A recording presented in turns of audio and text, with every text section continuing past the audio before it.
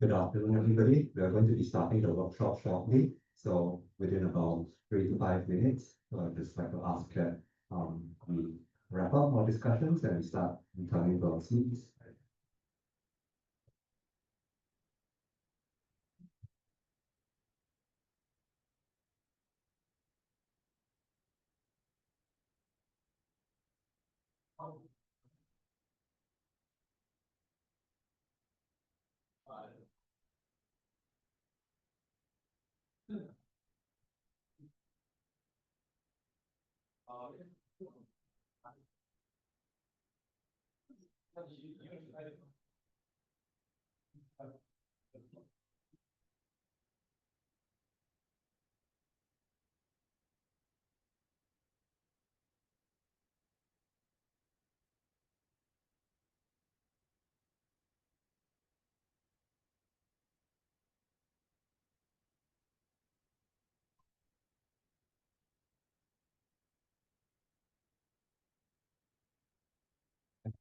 One wants to take a quick photo or get a quick idea of what the schedule for this afternoon will look like. I have it up here.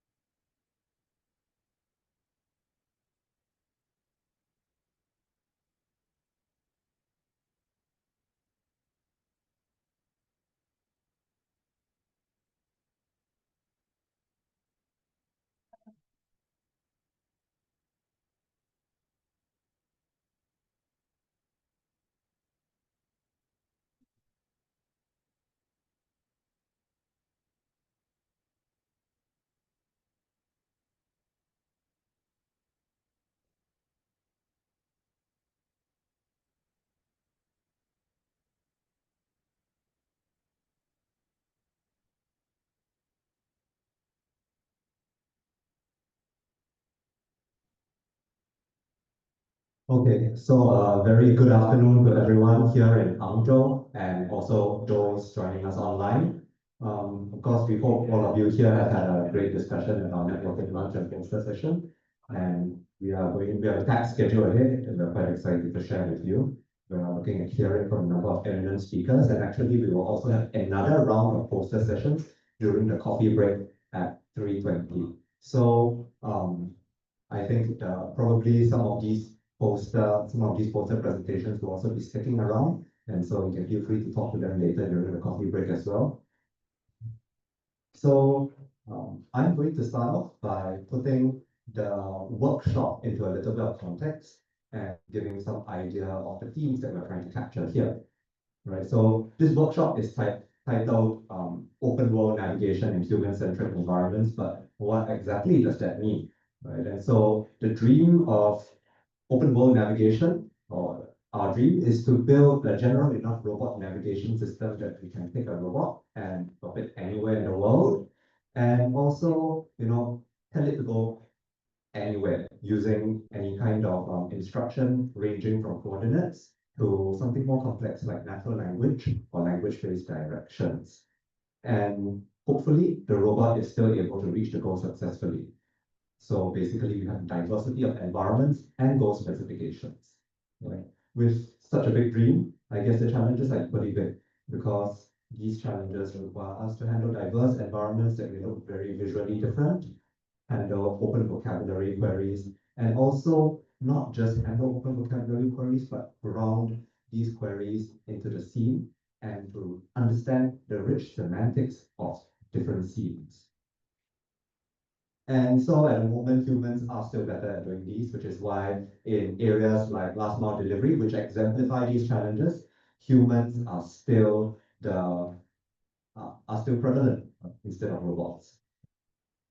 Of course, as we're all aware, in recent times, foundation models have changed the game a fair bit. So foundation models have brought a variety of different parts of the solution to open world navigation to the table, starting with general perceptual skills, to semantic understanding, and what some might arguably say is reasoning. And also they bring rich prior knowledge and understanding of the everyday environments that humans occupy. But, well, is that enough? I'll let the video do the talking.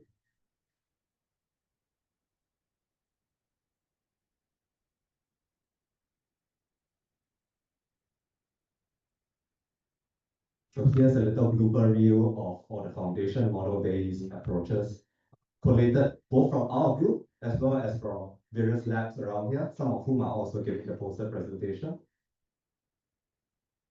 So over here, we have foundation models applied to understand navigability, or what people might say traversability, failing in a variety of different situations. And foundation models applied for things like object search or more advanced semantic tasks.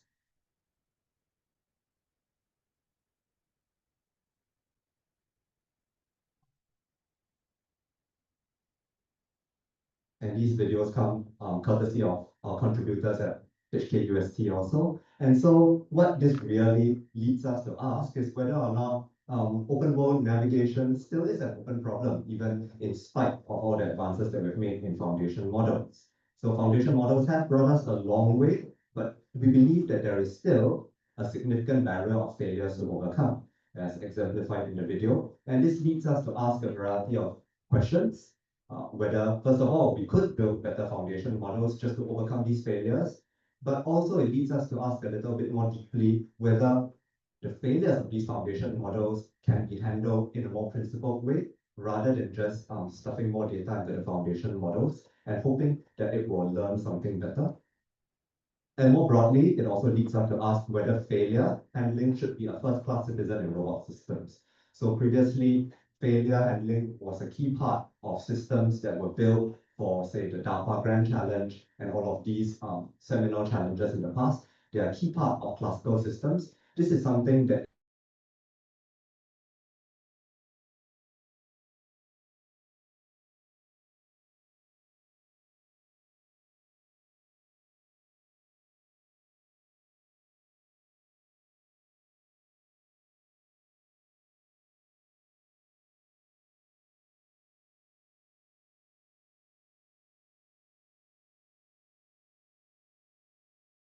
safety and navigation, talking about scaling up and developing richer, more semantic robot representations to help deal with that open vocabulary part of the goal specification, and developing robot foundation models and improving foundation models. Even as we handle failures, we want foundation models to improve.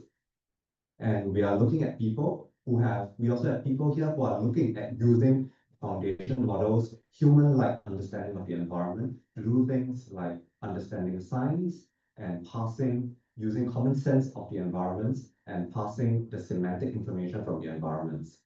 And lastly, we also have people who are exploring what is needed to benchmark navigation performance in the open world in the present state of the world. And so, before I conclude the opening remarks, I'd just like to set the tone a little bit by having a little questionnaire that we hope everyone can participate in. So this questionnaire, you can scan the QR code here, and hopefully it should lead you to the session.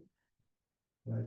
So what we hope to do here is we hope to set the ground a little bit for the kind of themes and the kind of questions that we would like everyone to be thinking about and hopefully discussing later. And if you notice in the schedule, right at the very end of the workshop, we have a speed debate, which is where we will come back and all of you will have a chance to give some input on some of these questions and themes as well. Okay, so without further ado, we'll get started. So the first question is, should we build specialized or general robot navigation systems? And this is a question that really cuts to the heart of our workshop team, right? Because we are all about open world navigation. And I think the most fundamental question is open world navigation the right problem to be solving here? And okay, I guess quite a lot of people seem to think so. It'll be great later if you can hear from the people who think that we should have more specialized navigation. So do stick around and speak up during the speed debate. Okay, I think we're pretty much converged. We're still going up. Okay, I think the trend here is obvious. Okay, anyway, moving to the next question.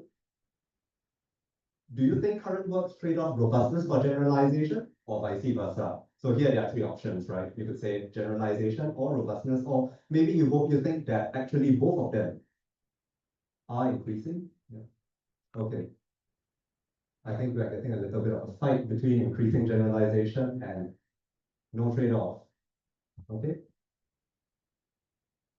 So what this means is that some people think that we are trading off some robustness for generalization, and others think that we are improving pretty much across the board.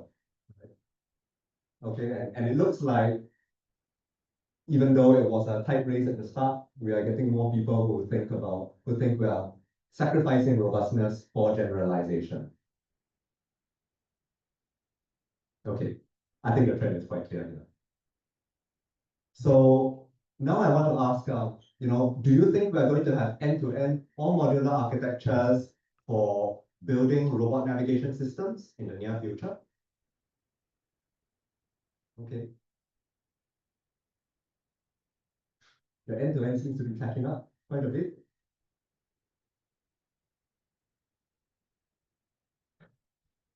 But largely, it still seems like most people here think that the modular system is what we need in order to build robots for the open world.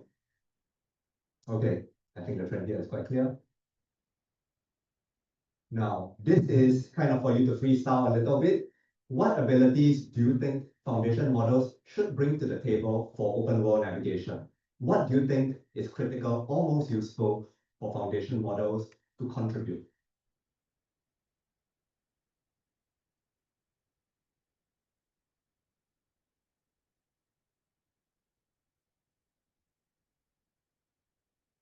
Okay, so we have some people say human-like navigation, that's interesting, spatial reasoning, a lot of semantics.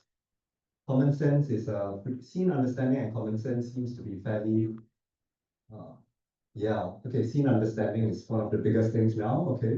Generalization, which is a fairly general thing to say. Okay, I think it seems like we're pretty much converged on something along the lines of scene understanding, common sense, and as some kind of knowledge repository, right? I think that's great. We'll move on.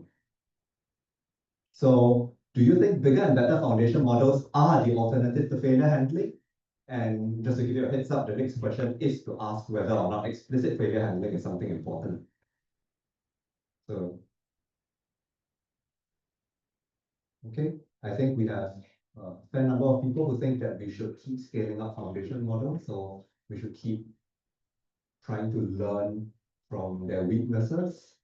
And yeah, but I think the majority, not the vast majority, but the majority seem to think that scaling up foundation models isn't purely an alternative to failure handling. And so now, do you think that explicit failure handling is needed in robots?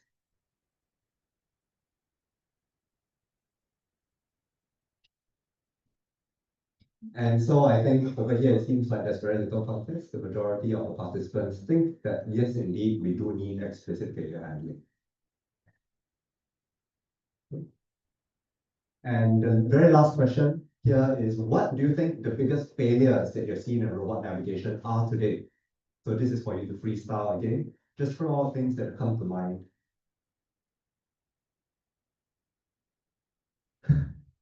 Okay, yes. Well, I think that is timeless.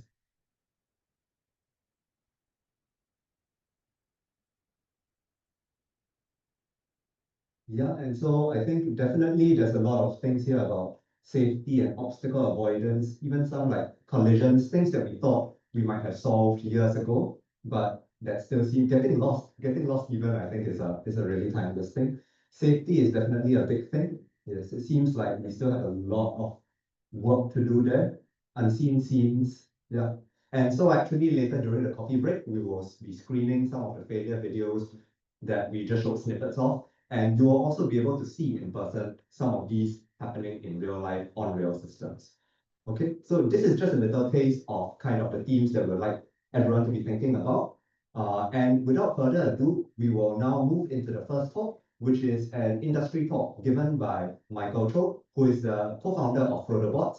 That is the company that was demonstrating up here earlier during lunch. And he is also working with DeepMind to put up a variety of challenges to push the state of the art in navigation. I'll leave the time to him.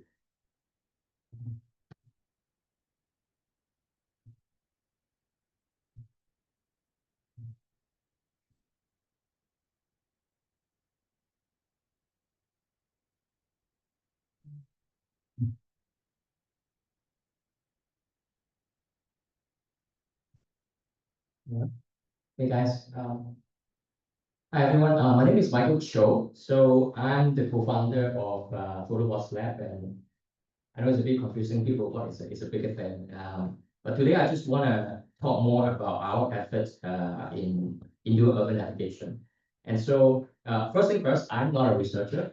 But I've always been really fascinated by what you guys do in this room.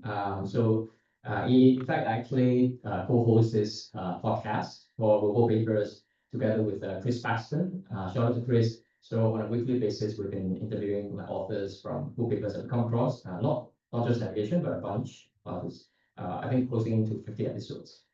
Yeah, so like I said, I really want to I'm like to geek out on the research stuff, but so how I started really in this whole space was actually me and my brother, my Sam over there.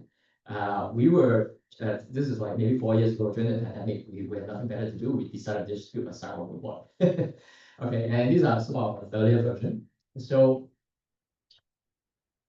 yeah, but fast forward to now, we have a couple of different versions. So I will drop down here. So this is just think of it almost like an RC car that has 4G connection in there as well. And we do actually think of it almost like toys. So we do sell them. As you can see, it's only like $100.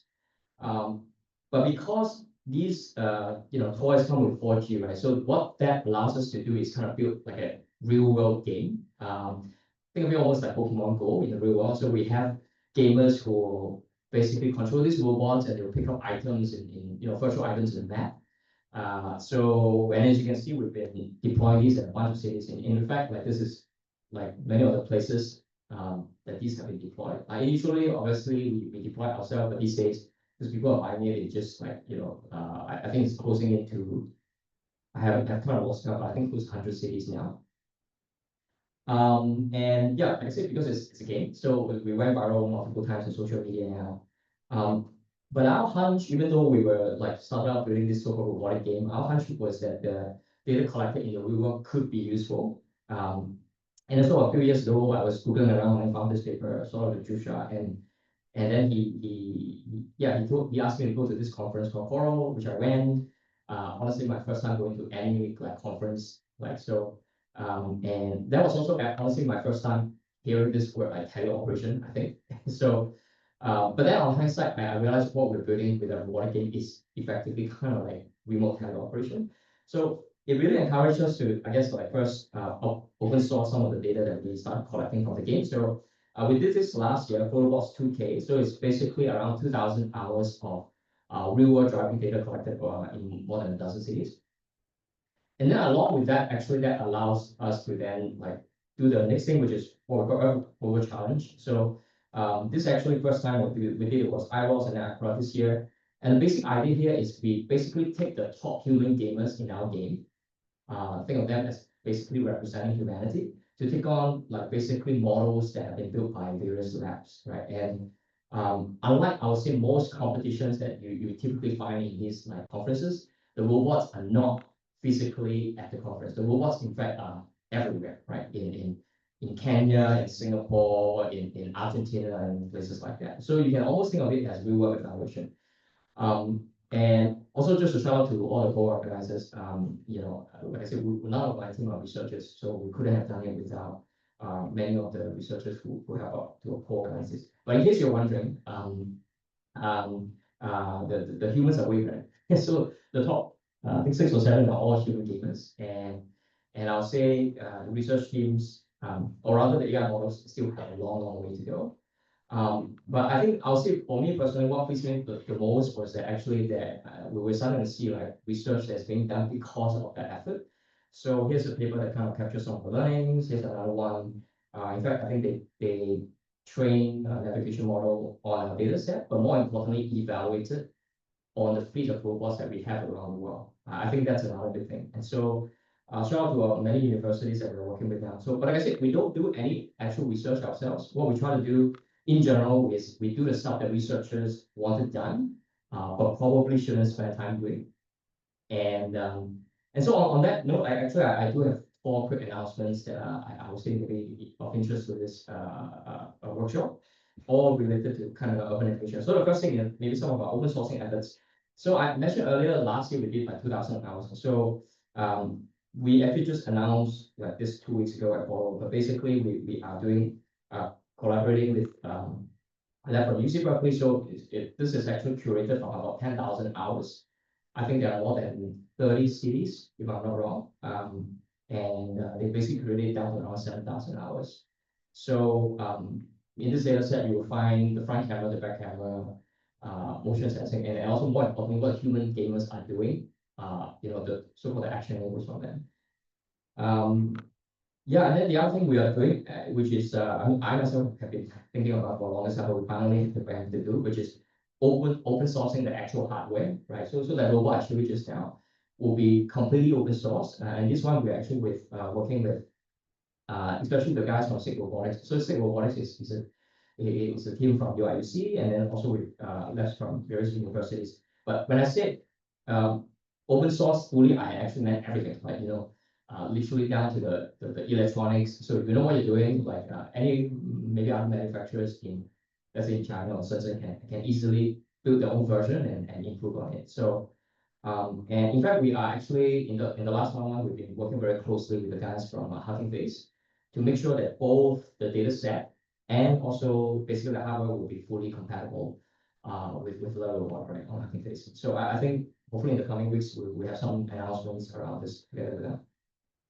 So the third announcement is basically back to Earth Rover Challenge. So we've actually just submitted for IPRA. I don't know, I mean, obviously we don't know whether we get in, hopefully we do. But if we do get in, then we are going to do it in 3 separate tracks this time. So the first 2 times we did it, like I said, it's truly open world, right? We have bots around the world, and then both AI and humans do it.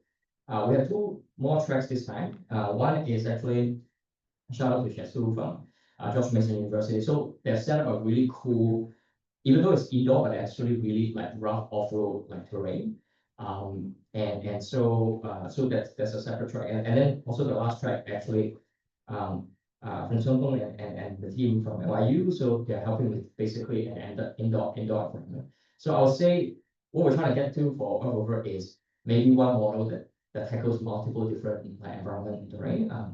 We started off with really urban navigation, but as you can see, we're doing even off-road and indoor environment.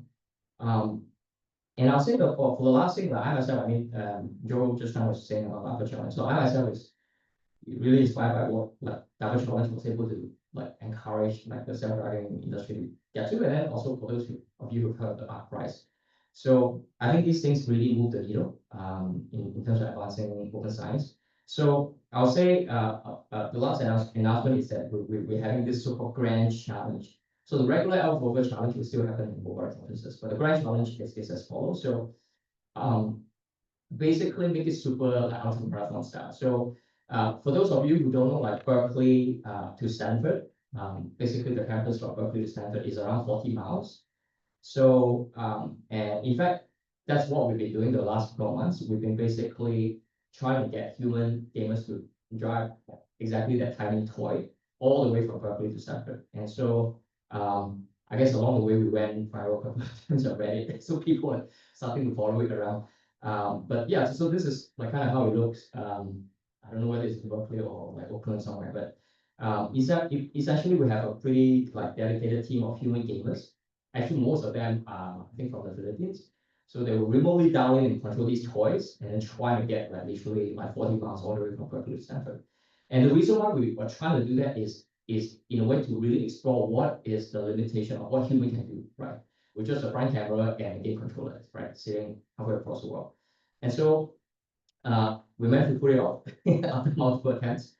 That's why it took like 33 hours, 35 minutes, and 34 seconds to get all the way from Berkeley to Stanford. So now that we, in a way, have a human benchmark, we actually do want to like more regularly. And we'll try to do it like coincide with bigger robotic conferences where possible. But then, I think just on a more regular basis, we'll try to do it. And so that we can basically take regular snapshots of how basically these models are advancing, right? And so we will start with just so-called scene environment. So we keep doing Berkeley and Stanford, keep doing Berkeley and Stanford until a team can basically convincingly beat humans doing that. Then we'll expand to other super environment in a lot of other cities, right? But in general, ultra marathon style, 40, 50 miles, right? If humans can do it, we'll try to push researchers like ourselves to do it. We think this is basically a moonshot. So in fact, putting up a US $1 billion grand prize to the team that can basically effectively beat humans at this challenge. Yeah, so that's about it. Yeah, like I said, for announcement, open sourcing of the data set and the hardware. And then for those of you who may be interested, I watch out for IROS. Hopefully we get it and then do participate. And then there's an even bigger branch of several.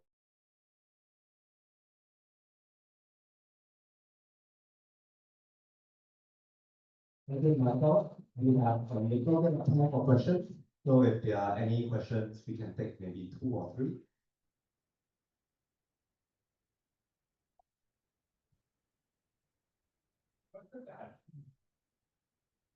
You said it took 33 hours to get from Berkeley to Stanford. What's the battery on these robots like? Was it one robot that did that full track, or was it several? It's actually 6 robots. So these robots, each of them lasts for about like 4 hours roughly.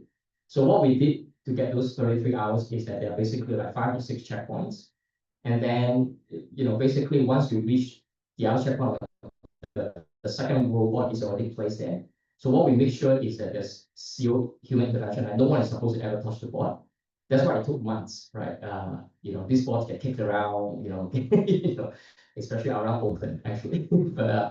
But yeah, you can imagine, like even for humans, like they flip the boards every now and then. So it took us months to get it done. But I would say that attempt was complete. Like we have video evidence. So I don't know whether we can go to Guinness World Record, but we intend to like set up the video and just prove that this was done. Yeah. Yeah, good question. Yeah. This is actually from Madison. Thank you for the very interesting talk. Yes. I'm coming from a background from human robot interaction, so I'm curious to know about how you handle the policymakers perspective in terms of deploying those robots in those public space, and then what does like bystander or people who walk by the robot, how do they perceive the robot? Well, first of all, like I said, I'm not researchers, so these are research questions that hopefully you guys can figure out. I'm just there to collect data and provide a platform for you guys to evaluate. I do say though that like we have probably seen, I've seen so many different edge cases where things go wrong in the real world. For example, in this so-called robotic game, I can tell you who's the final boss in this game. It's all the 10-year-old kids, basically. Typically, the adults don't care, but it is like 9-10-year-old kid, they'll pick up the robot and shake it around and then do silly things to it. But I forgot to mention, we also have speaker and microphone. So you can actually talk through it and then, hey, please, forgive us, like, put us down. Half the time it works. Actually, also, like, I myself have done it a bunch of times where I, flip the robots and I literally just turn on the microphone and shout for help. And many a times there are people who just come and help. I don't know whether you call it human robot interaction. I do think yeah, I guess, so there are people who help, but of course we have the other way as well. My view on this thing is that like these robots really need to be tested in the wild, in the real world where they're supposed to be. And you know, the reason why we make it into a toy is because I can sleep at night, so that when it gets in an accident, it's always this robot that is crashed, like this toy is crashed. Nothing else can damage. Yeah. Okay, thank you, Michael. I think that's a very great talk. And so maybe let's give him a round of applause.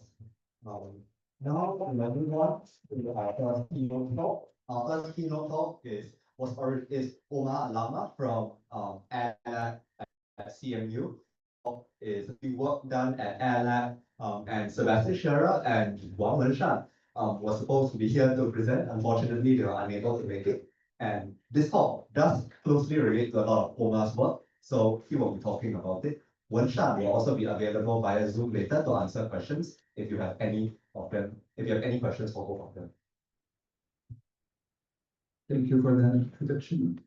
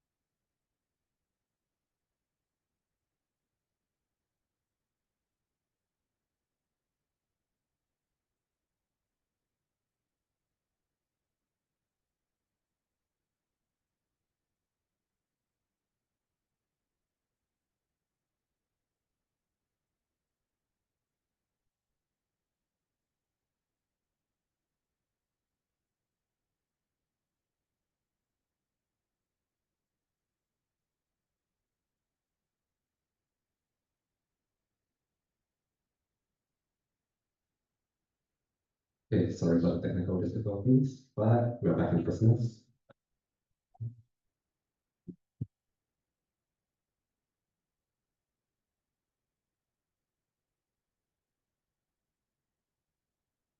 Yeah, thank you so much for the introduction. So I'm Omar Alama. I'm part of the Air Lab. I'm a second year PhD student. Unfortunately, Wenshan and Sebastian couldn't make it, so I'll do my best to fill in. And in this talk, I'll be talking about long-range open world semantic mapping and off-road navigation. It's going to be kind of a two-part presentation. And I'm going to be emphasizing basically the work that we're doing in the Air Lab towards these kinds of problems. So when we think of open world navigation, ideally a first responder or emergency responder would be able to just instruct the robot as a tool using natural language, right? So for example, find a person in a red jacket. And the robot should be able to leverage as well, like additional context given by the emergency responder. For example, the person was last seen beside a mill tower. So there's really a need to kind of leverage all cues available. So you need to understand language instructions. You need to explore efficiently to find the target. And you need to navigate safely and efficiently once you've determined the target. So for the first point, some questions to be asked, how to connect the robot systems with language, and then what representations do we use? Do we use explicit, implicit, end-to-end, and so on? And then how to exploit the world to complete the task that the human asks. And then for the last point, basically, once you've determined the goal or you know where to go, how to reason about traversability and navigate safely to the goal. So we'll start our kind of with the first part, which is semantic mapping and exploration. And I'll be talking about wavefronts. So I'll also be presenting wavefronts tomorrow at IROS. So wavefronts is kind of an open set semantic wave frontier map to enable online scene understanding and exploration. So the current landscape in open set mapping, there are dense, there are abstract scene representations. Dense representations can be like voxels, point clouds, bird's eye view maps, and so on. And then we have a lot of attention now also towards like scene graphs and high-level abstractions, like concept graphs, HRVSG, and so on. But then what do all of these scene representations have in common, at least so far? They all use kind of the slow segment plus prop plus encode approach. So this is a very, very common kind of pipeline where you have some grounding Dino, you have SAM, you have clip, you have SIGLIP, then you do all bunch of props to get kind of a dense language aligned feature map. Plus they focus on indoors. And additionally, most mapping representations right now rely heavily on depth. But then there are a lot of semantic clues and information that are beyond their depth sensing range, and we think those should be encoded. So this is kind of the key insight of wavefronts. Keep the out of range semantics as rays on the map boundary, and we'll show you how we do that. So in short, wavefronts encodes beyond depth semantics. It's created to work in an open world, unstructured environment, and it runs real time on an embedded device like RNA-JS. So how does it work? So we get rid of kind of the encoded, the multi-stage kind of encoded approach, and then we use radio actually. So radio, for those of you who don't know radio, it's a foundation model that kind of distills from Dino, SAM, and Clip, and SIGLIP. So with small modifications to radio, we're able to kind of dense language aligned features in one forward pass. And this is kind of wavefronts in action. So if you have a feature map, we project it into a semantic voxel map. We use the depth to create a traditional occupancy map with an open VDB, which is a very efficient tree structure. We use the occupancy map to compute the frontiers. And then this is kind of the key innovation, which is projecting the semantic ray, semantic information from the out of depth ranges as rays on the map boundary.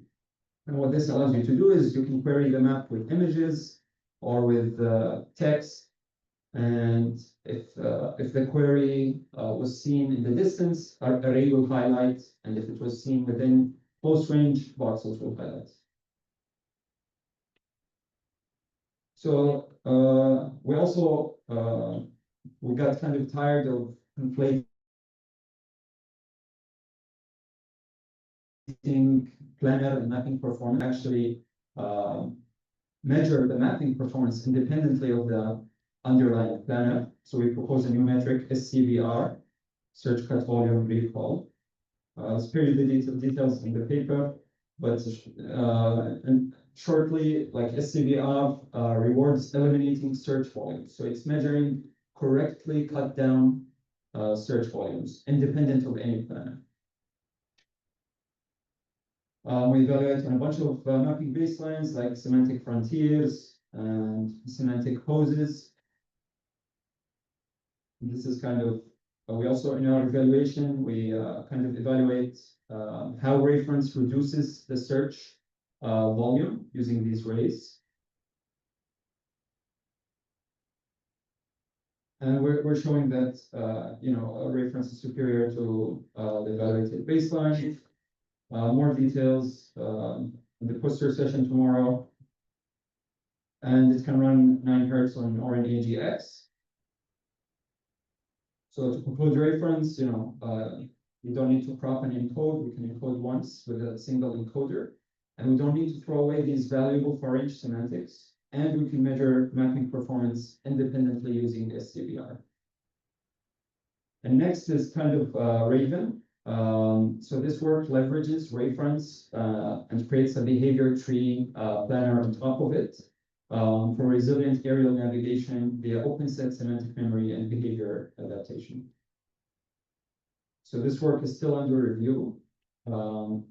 So some challenges of outdoor semantic navigation, you know, you have a need for long semantic reasoning, and especially when you're operating in unstructured environments, there's often a lack of hierarchy and lack of structures. And prior works that target aerial navigation, you know, many of them are going the map-free approach. This is a very popular approach right now where, you know, these LVLMs are getting really good, you know, just pop the FPVs onto those LVLMs and kind of hope for the best. And then offline graph-based navigation, where they actually constructed an explicit scene graph of the world. However, it's often very costly to construct. So here we leverage wavefronts. And we do semantic voxel-based search for those objects that are within range. And we do ray-based search for those objects that we have seen probably, you know, not necessarily at the moment, but maybe sometime in the past, we've seen some object in the distance that has been encoded as a ray. We can quickly, for example, switch to it and follow that ray until that ray becomes a voxel, right? And then if, you know, direct kind of flip similarity doesn't work, we also leverage an LVLM to provide additional auxiliary cues. So for example, if you're, you know, looking for a fountain, the LVLM, and you haven't seen the fountain before, an LVLM can tell you to focus maybe on the park area. So this is kind of giving you the common sense capability. So this is kind of Raven, the behavior tree. We combine traditional frontier-based exploration as a kind of a backup, and we do open set semantic, multi-object, and dynamic objective navigation. So when I say dynamic objective, I mean, you know, if the objective changes, you can still leverage all of your past observations because the map is task agnostic. We evaluated on many environments in Isaac Sim.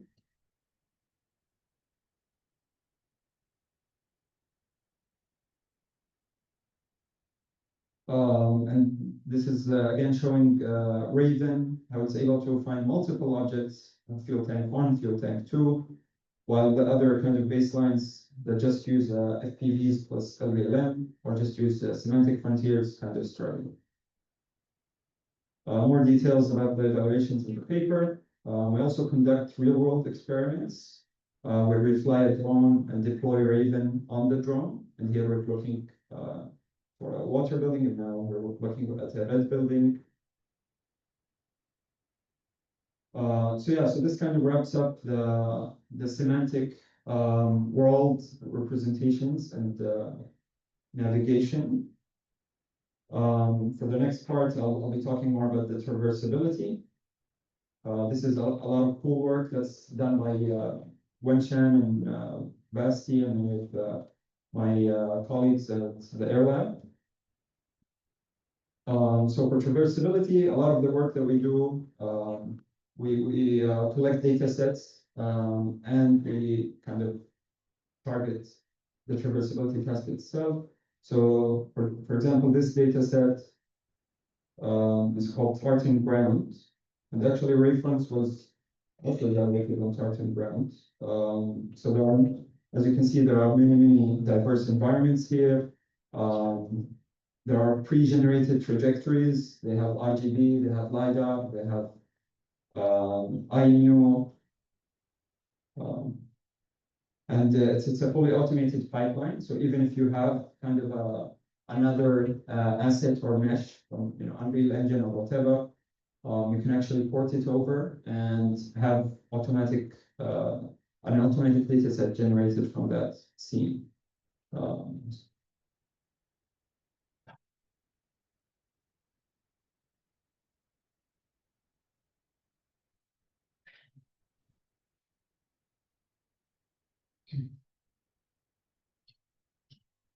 Yeah, so very useful data set. Of course, it's a simulated data set. So we also gather Tartan Drive, which is a real off-road navigation data set. For some reason, the PowerPoint didn't load it, so it's here.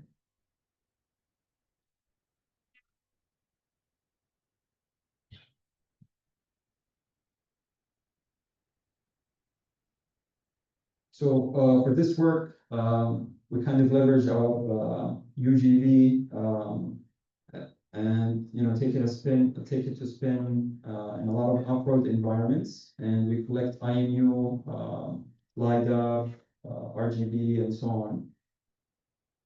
7 hours of data.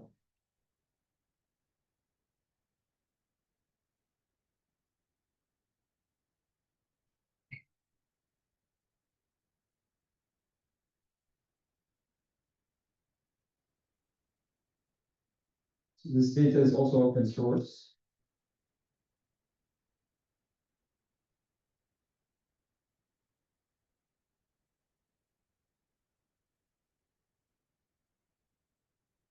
In interest of time, I'm going to be skipping over some details.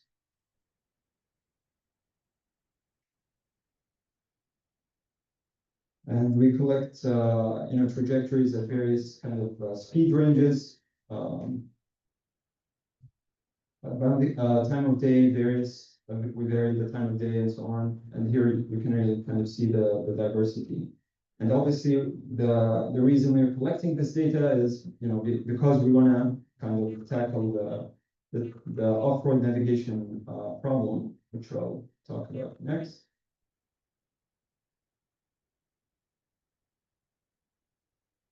So, given kind of a rough idea of where you want to go, you need to be able to reason about traversability, right? And this is a pretty difficult problem. So part of the reason we collected data is because there's such little data for this kind of problem. And you need to really be able to adapt to out of distribution situations. So we kind of subscribe to the idea is that scale is not always the answer. You need to embed behaviors into your models to kind of adapt to out of distribution situations. And another reason why this is kind of a hard problem is traversability is not always equal to just geometry, and it's also not just equal to semantics. So for example, a pool of mud here might have reasonable geometry, but then because of the semantics, you realize that, oh, maybe I'll get stuck in that muddy area, and so on.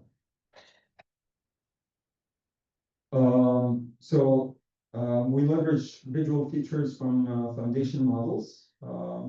You can use Dynamo-V2 in radio and so on. And the nice thing is about the mapping approaches that we're doing is you kind of can use any of these models in the same way without recreating your approach. And I'll skip over this. And here we're kind of showing the self-supervised traversability estimation pipeline that we have. So self-supervised, we only need access kind of to IMU data, and given the the band power of the linear acceleration on the z-axis, so how often we're jittering in the z-axis. That's kind of a proxy to us about that informs traversability. And this is kind of the supervision signal that we get. So the algorithm goes, you have your camera image, you use your foundation model.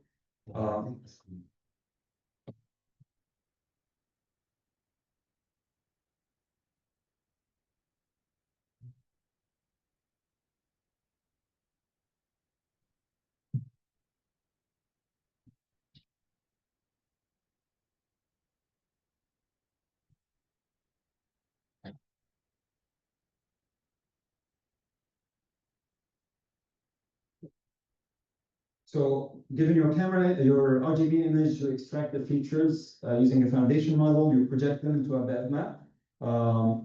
And then using the cues from the IMU, you're able to basically supervise and reason about traversability. So if you have bumpiness in the IMU, you can associate that feature with a high cost of traversability. And we train a prediction model to kind of predict cost, speed, and uncertainty. Because we're kind of predicting uncertainty, we can see our model, for example, has never seen this kind of object before, so it associates it with high uncertainty, and we have, we see a few examples of these across the slide there. And then the method really picks up on nuanced details. So, a small patch of grass can have high costs associated with it. Here, for example, we can see that the model associates this small bush with pretty high cost, while reasoning about the better path to take. And similarly here, even the small pebbles kind of contribute to the cost.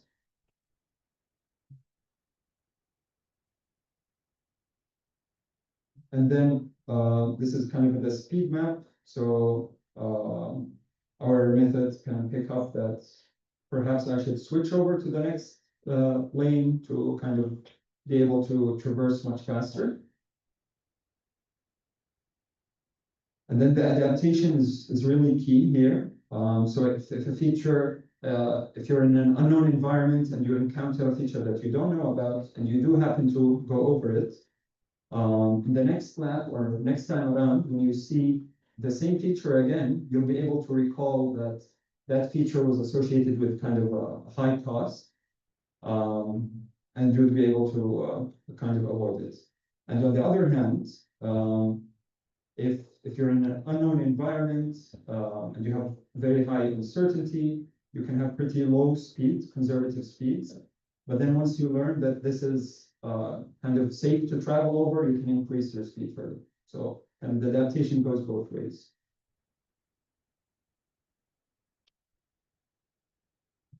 And this is kind of it working in action.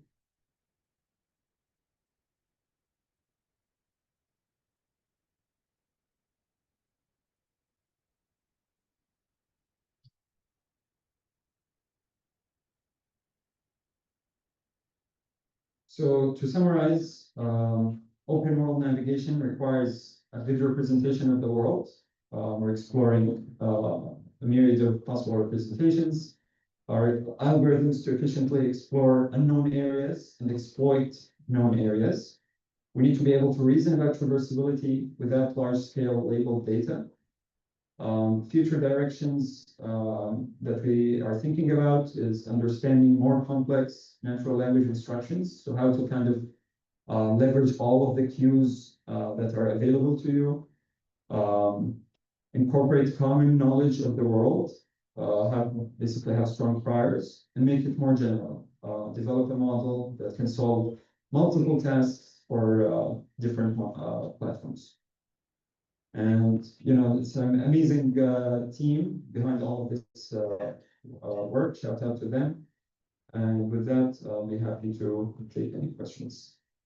Thank you so much, Omar. I think we have time for one question. So if anyone want to raise a question for Omar? If not, go. Thank you so much. I have a question.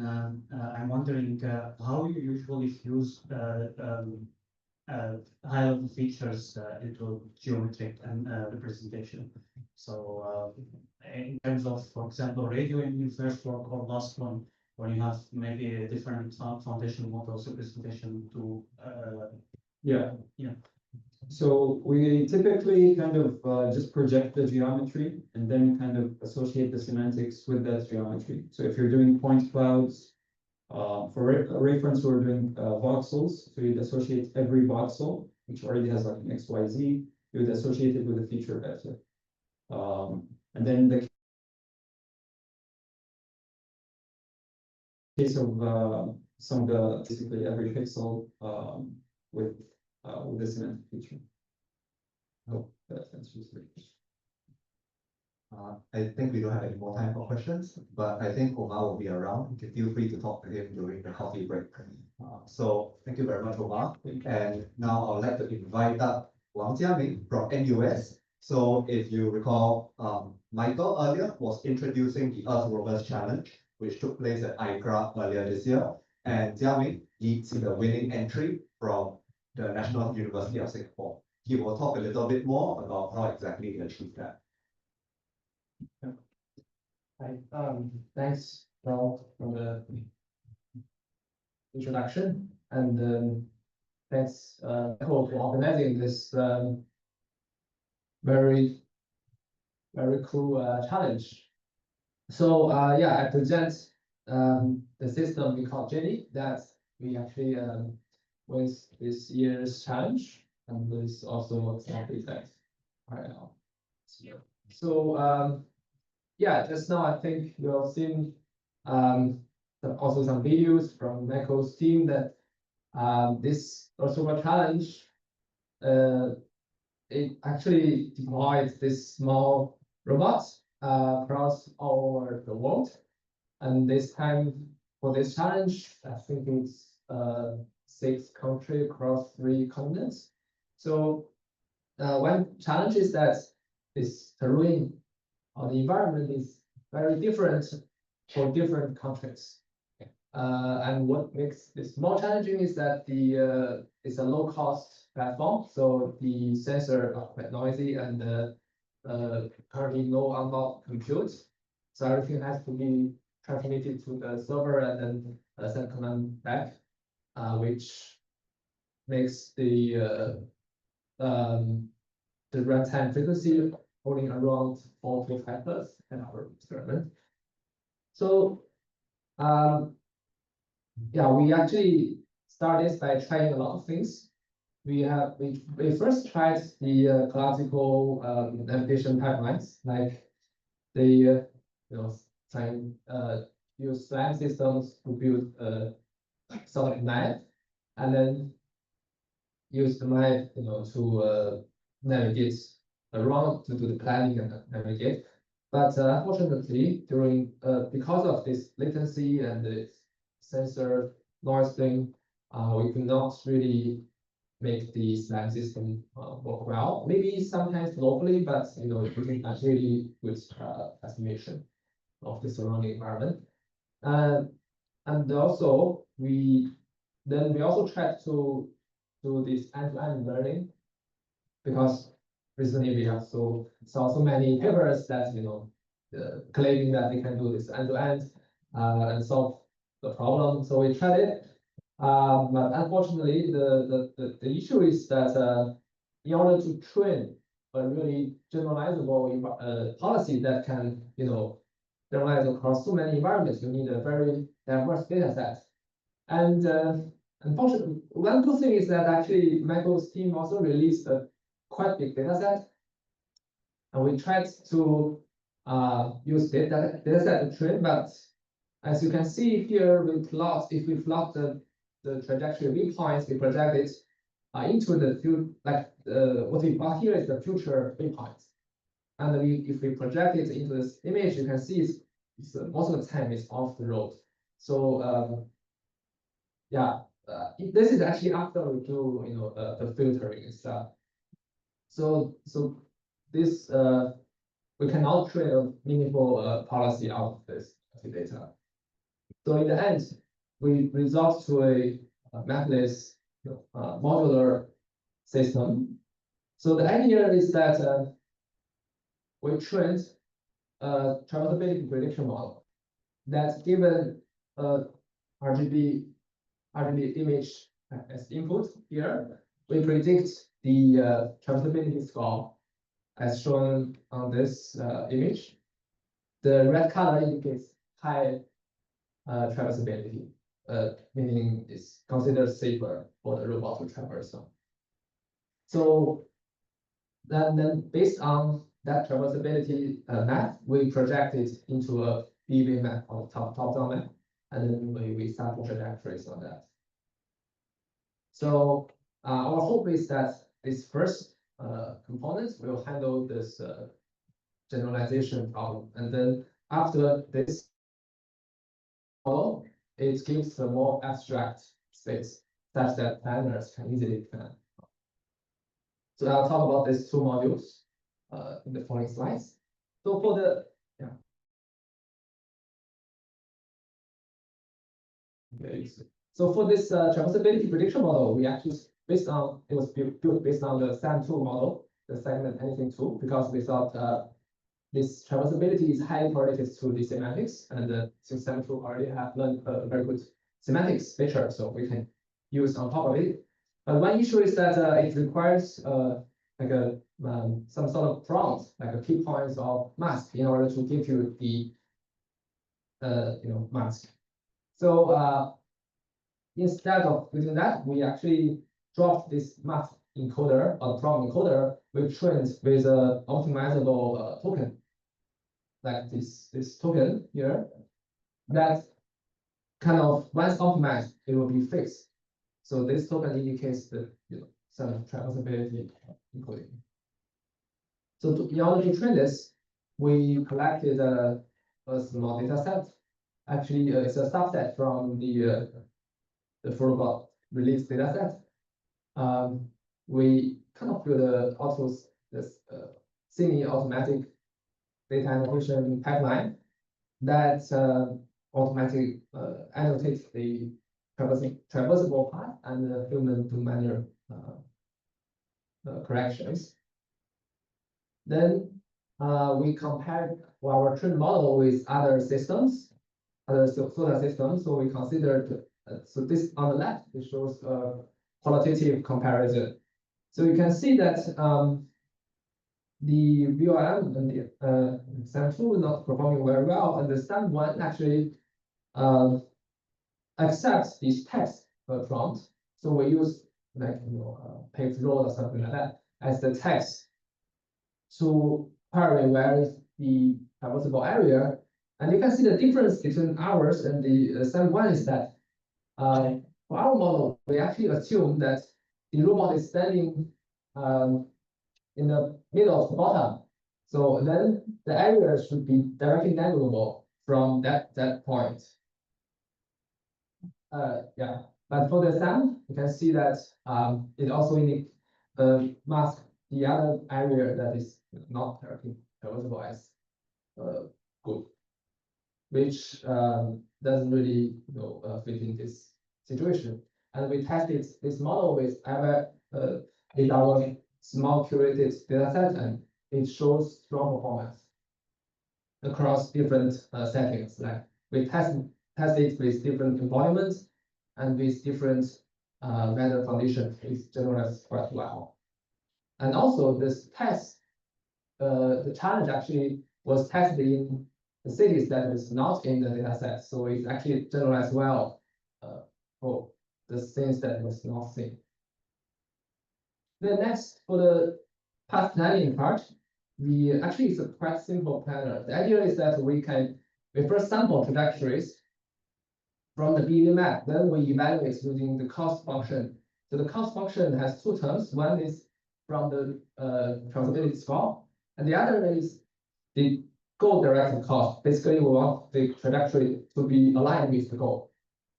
So the one difficulty we found is that it's very difficult to tune this beta, because sometimes if you have very high beta value, then this trajectory will be ignoring the transmissibility constraints. So yeah, so as we show here, we actually tried with different beta value, and we curated small data sets to test if our algorithm can correctly select the good path. And you can see that regardless of how we tune this beta value, this path selection accuracy is relatively low. On the other hand, what we do is that we first do a clustering of the random sample trajectory and do a merging, so that it only has a few, or hopefully there's only one trajectory left, because we know that for human, if there's only one path in front of you, you just go that path. You do not need to really think about where to go. So you can show that with this path selection and merging algorithm, we kind of improving the path selection accuracy to 85%. And with all of this, yeah, we actually achieved 79% of the total score, if that is if the max score is 1. So we normalize it with. And here is some quick demos on how it works. So on the top left is the indicates the model thinks is safe to go. And this is the traceability mask. And on the bottom right is the planning algorithm.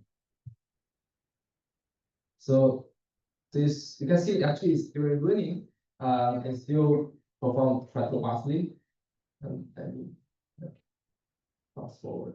So, and also it goes unpaved road as well.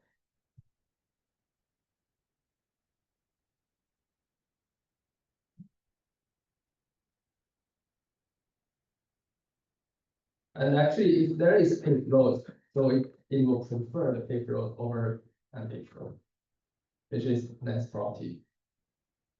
So yeah, I know we also tried it on like a robot dog, and it's also working on other embodiments. Like here, it prefers the paved road rather than the grass thing. So this is only using local volumetry to accumulate the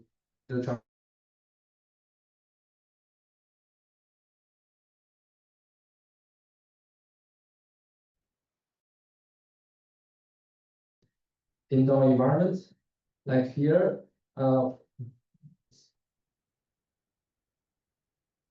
yeah, here what it shows is that when indoor, when there's this glass thing, the LiDAR sometimes fails to detect the glass, but this model actually can work quite well even for this transparent stuff.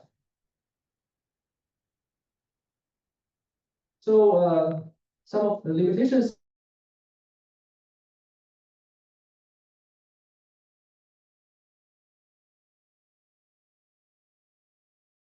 wrong, and we use that to project this traversability score, which can be wrong. And also, I think the biggest challenge is that there's no long-term memory. So it's basically every time it's doing the planning, assuming using the single frame, and this leads to sometimes dead end. When you're facing a dead end, then you can never recover from it. Yeah, thanks. That's our presentation, and you can find more information on our website.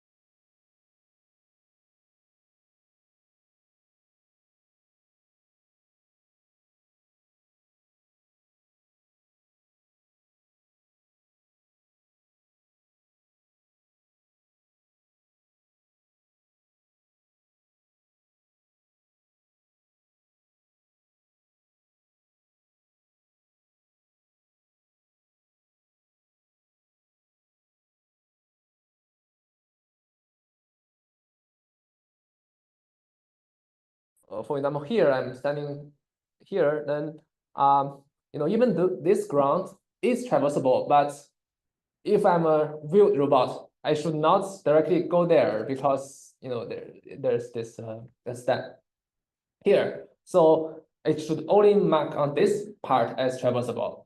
But if you do with the same one with text, then it actually tells you everywhere is traversable. It does not recognize this kind of constraints.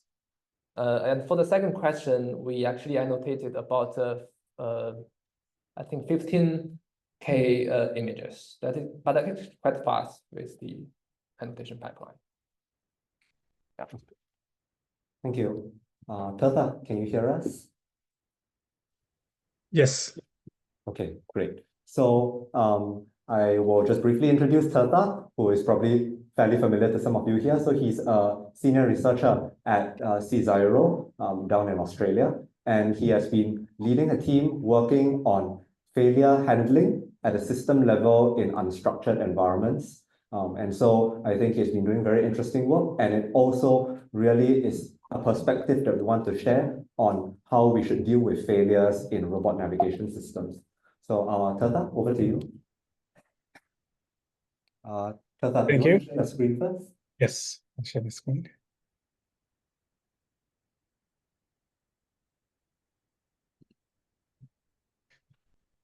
Is that visible? Yep, now it is. Okay, cool. So hello, everyone. Thanks for the introduction. I'll start by having this precarious looking robot hanging around, just about to fall. And the take-home message from field roboticists is that failures are part of nature, right? So we'll always have failures. The robots are not self-writing. We'll have to have scenarios and frameworks in place so that we can actually handle this in the field, right? So basically, to do that, I'll give you some of the perspectives of what we have been doing. So I've been working on field robotics for almost 15 to 20 years now, and there has been a lot of failures that has come my way. I'll be generalizing it a little bit more. So it's a little bit higher level discussion, but there are some details if anyone wants to dig more into it. And I'll cover a broad stroke set of activities that are happening across CSIRO robotics in different teams and different groups as well. All right. So basically, starting forward, I'll start with this video. So we'll see just a simple task of picking a rock. It's hard. And the robot tries and tries in many different scenarios. There's a small change, it goes crazy. I change the object, it goes crazy. I turn on the light and it goes crazy, right? So basically, robots will always fail. And when you do a bit of an analysis of what are the components that causes it to fail. So our task might be picking up a rock in the field. So we just ask it to go to a particular location, find the rock and pick it up. It's actually a sequence of behaviors that's being executed, right? So when we looked back at our success rate, so this was about 30 runs over the course of 3 or 4 different objects being picked up, our success rate was pretty low, right? So it was 50% or so. Can you say if you want to sell someone a robot and saying, hey, only 50% of the time our robot will work, may not be a good sell for any of the industry or actually deployment, especially when high fidelity is required, right? So you send robots where you can't send humans. If the robots are highly unreliable, then that's a problem, right? So basically what we looked for was what were the kinds of failures. We found out there were some grasping failures, there was some arm being over-torqued, there was some extrinsic issues, the lighting issues, there were some control issues, it overshot. And there were a whole bunch of other issues that we sort of classified under this umbrella, but it might have been something else as well, right? So when we start looking at a particular failure, what happens is, this is a very good example, right? So we have 3 robots getting stuck. And I'll play these 3 videos together, and you'd see that from the camera vision, all we are seeing is the robot moving around and it is getting into an obstacle region. and then it's stopping, right? So on the top hand side, you would see the reason coming very straightforward, like what happened? The camera fell down, right? So there's nothing we can do about it. On the left hand side, if you start looking at the camera, the bottom two, left and right, they seem to have a similar behavior. One gets stuck and one rolls over, right? So, and it's very hard to tell what exactly happened at that point of time. And if you want to go and fix the robot, you need to understand where things are. So there's a lot of requirement that the robot actually has a better contextual information about the data that's coming into the robot, so to figure out what's happening. So in this particular example, you would actually see that it got stuck into a pile of rubble, and it had a bit of water and stuff. So these are all direct videos taken from the DARPA Subterranean Challenge, where the operator was just giving a high-level command to the robot to go inside a particular environment to look for sensitive objects and artifacts. But the humans didn't know. So all we could see was basically what's happening in the scene, right? So um, there's a lot of interesting reasoning that needs to happen when we actually want to have the robot uh, expand on what to fix by itself. So the overview of the talk, I'll be touching three different areas. One is basically how can a robot or a system be adapted to for handling systems in situ? How can we design the system itself, like some of our examples? And basically, humans are the experts in fixing robots, right? So how can we leverage feedback from humans to improve on the robot performance, but also give a state uh, understanding of what's happening with the robot to the humans in the real time. So giving a larger context of robots moving around in the open world navigation as a theme of this workshop is, we'll see that there are different kinds of failures and they are attached with different kinds of environments. So often there are physical failures that happen on the robot, and there are functional failures where the robot is unable to perform a particular task. And often that's coupled with the integration of the task with the environment, right? So for example, in one of the in this particular, in the middle top image, you would actually see an industrial area where the robot, if the robot has to drive through, one of the clauses of failure could be unseen obstacles like humans crossing across. Whereas on the middle bottom, it's a more of a natural environment, and one of the main areas where the robots would potentially fail is it would uh, equate the traversability on the concrete to the traversability on the grass and go over on areas where it's not supposed to go. Other areas are a little bit more intuitive. Like we know that at high slip, high steep gravel areas, the robots might slip. So we know there might be traction issues that may cause the robot to tip over and fall. And in other cases, like if you complete this bushland in Australia, like large grasslands, the robot has to go and map the environment, and there are hidden logs and rocks that the robot has no visibility on. So it doesn't know whether it will be able to even detect what kind of subgrass terrain it exists, right? So the failure is basically very hard to pin down in terms of what we mean, right? So a taxonomy of the failure is really, really important. But also, I would like to point out here that it's basically often when we try to deploy path planning and understanding of the environment, we always go external. We start to look at what's the characteristics of the environment where the robot would be able to perform or will not be able to perform. We often forget that, and the strong assumption here is that the robot is always trying to behave exactly as it came out of the factory setting, right? So we don't take into account the current state of the robot, if the wheel is broken, if the tire is a little bit soft. Whereas we always think that there is this ideal robot behavior that we expect, and then everything else is the fault of the environment, right? So what we did here was we tried to look at what the robot's behavior was, right? So we drove around the robot in our backyard, and then we tried clustering out what the robot trajectories were being followed. So this was a human-driven. So there was someone sitting on the robot driving around the AGV in different environments, and we could clearly see that there were clearly different performance that was coming out of the trajectory. So we clustered them together and we combined them as basically motion primitives, right? So what it means is we then know that there are certain set of primitives under which the robots perform well in certain areas. And there are other areas where if a human was to drive, they would be driving slowly and softly and not cause it to slip around, right? So that provides a constraint on the ability of the robot in the context of the environment, and that helps us in reducing a lot of those failure cases. And basically, if you can combine this and cluster this in some kind of a distribution, this is something that we presented some years ago, where we actually had a distribution of trajectories and we were sampling trajectories out of the field, which was conditioned on the performance of the robot in the environment.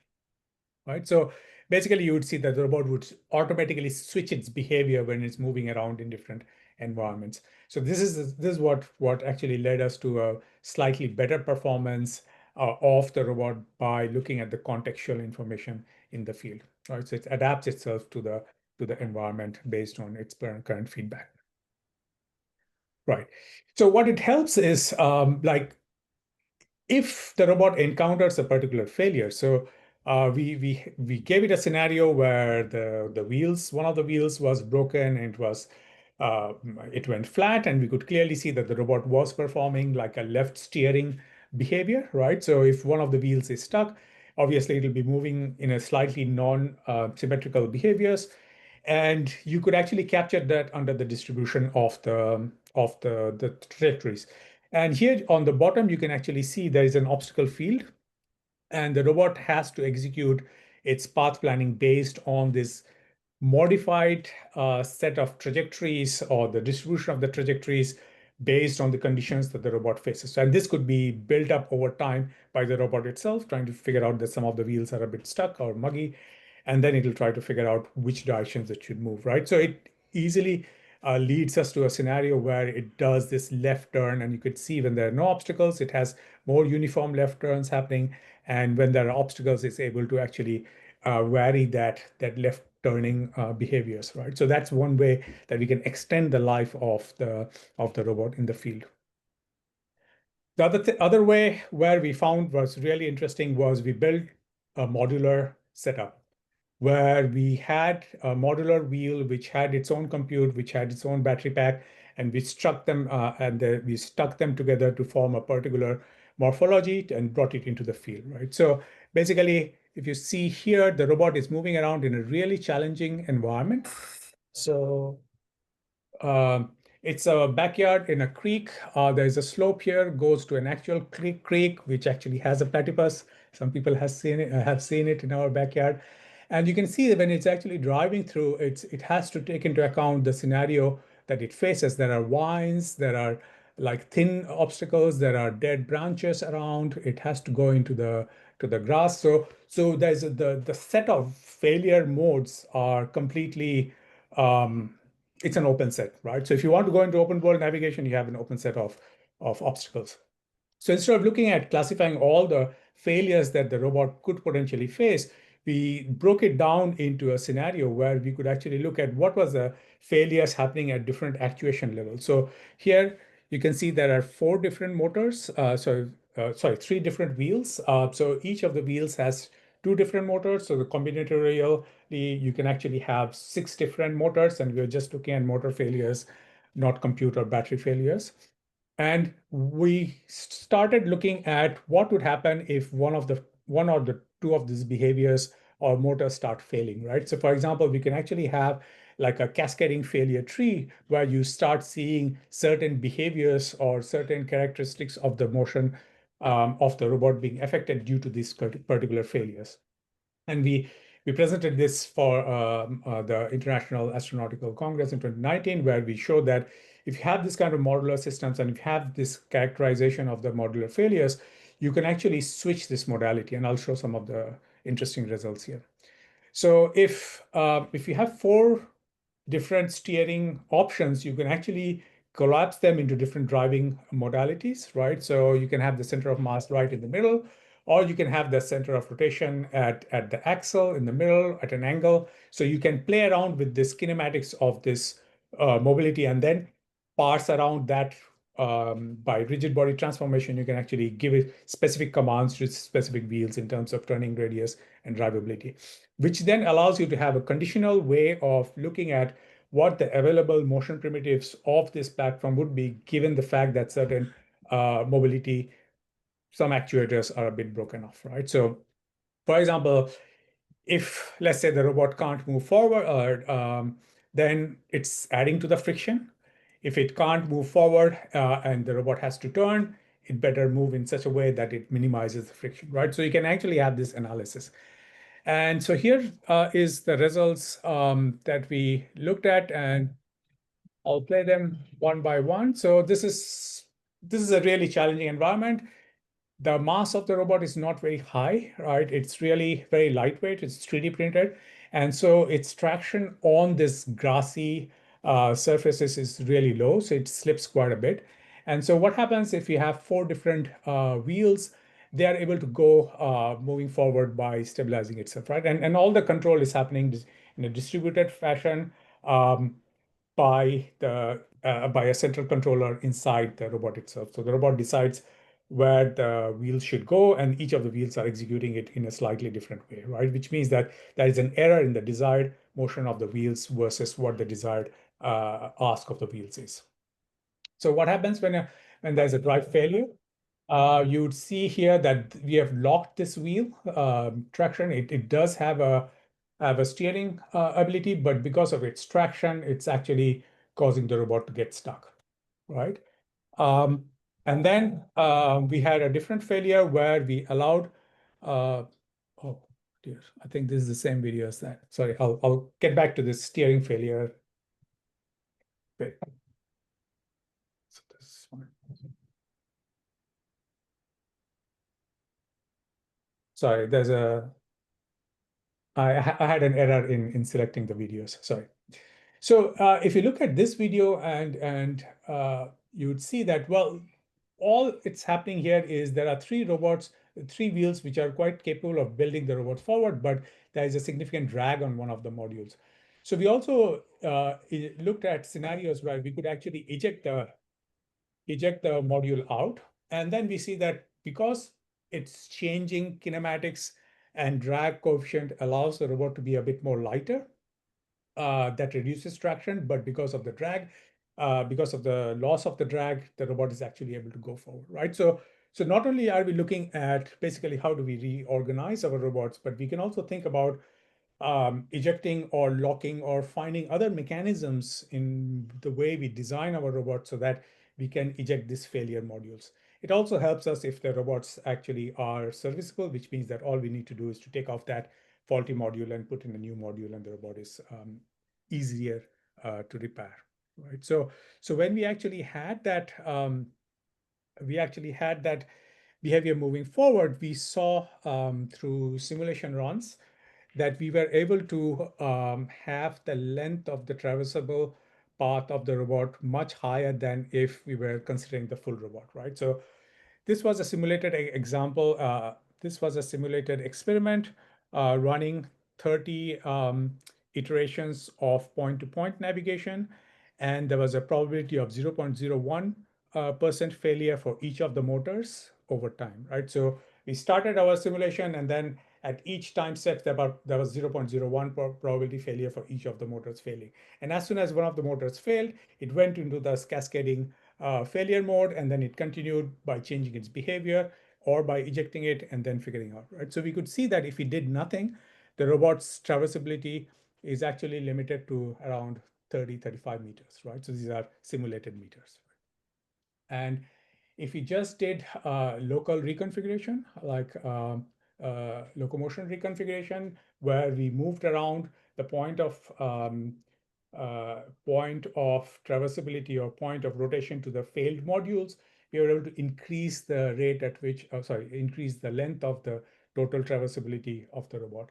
And as it was interesting to see that we could eject the robots, and then once we eject modules of the robots, we could actually see that it was able to perform longer because the batteries are lasting longer as well, right? Because it's not dragging enough friction. Right. So So these are scenarios that are interesting. But when we are looking at a remote operation, this is a scenario where a robot has been asked to go. Again, this is a simulated scenario, but this is the exact setup that we use for our field robots. So we have in this particular scenario a bit of a rock fall on this. You would see the rock fall here, and the robot actually has a limitation in terms of the clearance required, which means that it's actually looking for larger clearance areas and it gets stuck at certain areas, right? So now the remote operator just sees the robot being stuck, but it doesn't know the reasoning of the robot being stuck. So one of the pieces of work that's happening in our human robot teaming group is basically introspection of the robot state by the human. So you could see that there's a small chatbot here where you can actually talk and ask the robot about what's happening, where's the constraints, and the robot would actually tell you it's taking longer time to perform. So these kind of diagnostics are really, really interesting to not only have the robot perform a particular task, but also prevent the operator from stepping in when the robot is perfectly doing fine. Right? So one of the things that we have seen in our operations is often humans actually step in with a higher um, conservative measure of preventing the robot from failure by adding an e-stop or taking over control when the robot was doing perfectly fine, right? That reduces the amount of data that we can collect from these robots very close to the failure cases, which often prevents us from actually learning about those edge cases. So having this kind of introspection tool is really, really interesting. And this is something which is very new work from Kavi and her team. And basically, this is looking at a particular scenario of the robot and then actually talking and even debugging, or basically trying to figure out whether there's a fault in the logic or the fault in the operation or the fault in the sensor. So this is a work under review, so I won't be talking too details into it, but one of our panelists is leading this work, so Layman can definitely talk a bit more about it, right? So there's a small video of this operation happening, and you would see that while this is in simulation, so that we can inject different failure modes, you would see that there is a very interesting tool for the robot operators or the first responders, I want to call them, because often when we deploy the robots, they're often not the developers that deploy the robots. So they are a completely different team, right? So often these kind of tools help in situ identification of the failure cases, right? So with the advances in LLM and coding assistants, we can actually start introspecting it in a little more detail. And if we can even pinpoint solutions coming from the code that we can go and fix it. So the other thing that is really, really interesting, and this is something that we are starting to work on, and it's not very well established, is we want to be able to look at the root cause analysis for the failure. So for example, if you look at the video here, we would see that the camera fell down, right? So there's nothing we can do about it. But if you go back and if you just train the failure cases between the bottom left and bottom right, you start to get a similar kind of pattern where we see the camera getting stuck, right? This is the proprioceptive, this is the camera that is part of the robot. We are not looking at external cameras, so we won't know what's happening. But there's a lot of detail in the motors, the torques, the IMU reading that actually gives us indication of what has happened, right? So if you look deeper, you can actually start seeing that the robot has had some significant damages to its tracks. So its tracks got distripped. And basically, that's where it started getting stuck here. And even though it's starting to move, it's trying its wheels, so we can have planned recovery behavior. But there are some areas where if the tracks come out, then the robots can't actually execute. So it's not good for us to start having those behaviors. They may cause more failures by having motors burn out as well. And you would see here that not only is the robot getting stuck into this step here, you would see that it has not realized that it has fallen down. So there's a bit of a delay between the state estimation and the health monitoring system, and you can see clearly that it's moved to one side while it's still driving around and trying to move, right? So clearly there are areas where if the robot gets into a little bit of trouble, maybe it's good for it to stop down and start getting an analysis of what went wrong so that it can step gingerly back and not create the situation worse. So the take-home message for me that I think, it's my personal bias, is that I think modularity in the system design, shape versatility, where we can actually quickly adapt the scenario, but explicitly ensuring that we take on board the fact that there will be failure on the robot while we are trying to design its mission and while we are trying to design its deployability. That's important for us to actually have really long-term and effective field robots. Thank you. Yeah, thank you, Tata. I think we have time to take maybe one question.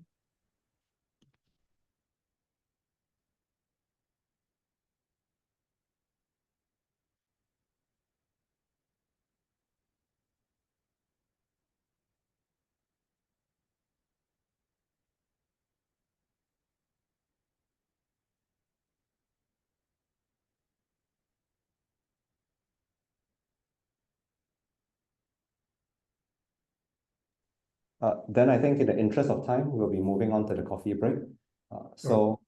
Thank you, Tata, for the very engaging presentation and Thanks. for this perspective on failure handling in robot navigation systems. Okay, so right now, I would just like to request for all the presenters in the second poster session to put up the posters. For those who still have their posters up from the first poster session, please do assist in making space for the second round of presentations. So just to give a quick preview of what will come after. So after the coffee break is over, we'll get back together at about 3:50, 3:55. And so we will hear next from Teresa on representations for safe navigation, from Chen Feng on data-driven approaches for embodied intelligence, and David, who will talk a little bit about open world navigation. So we will also have a panel discussion and a speed debate, and we hope that all of you will be around to participate in the speed debate later. Okay, so thank you, and see you back at 3:55.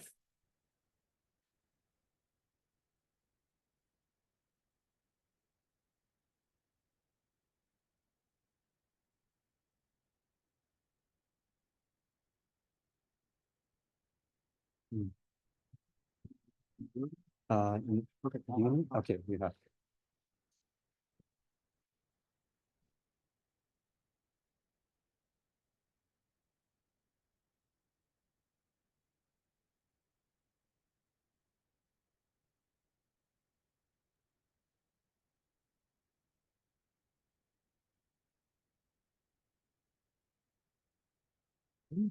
Zoom? No. Okay. I don't need. Sorry. Okay. The Zoom is, we've taken care of that.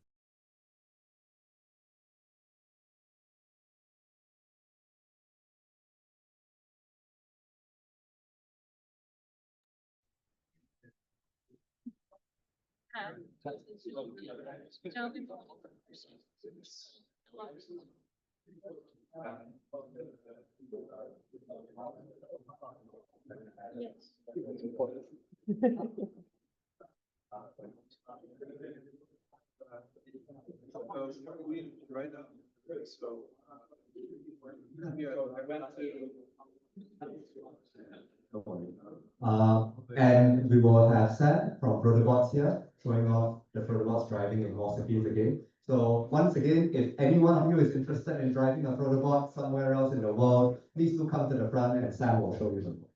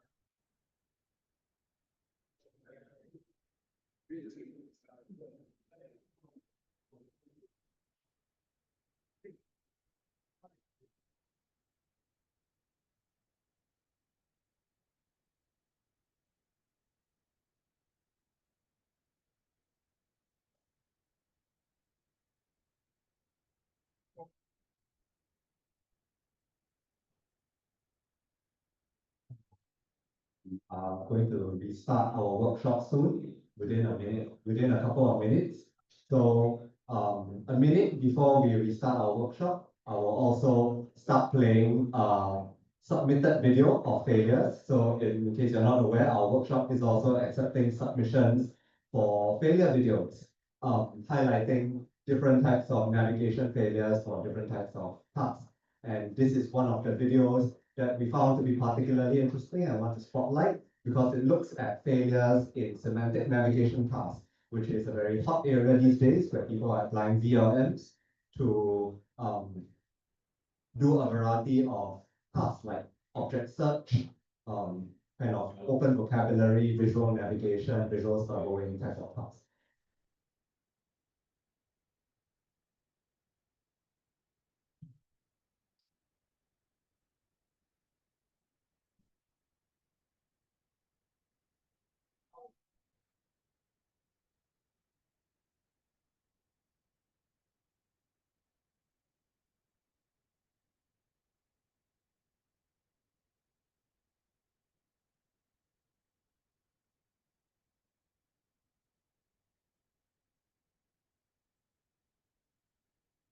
Okay, and then I'll just let the video do the talking for now. You guys, and we will gather back together for the next talk after the video.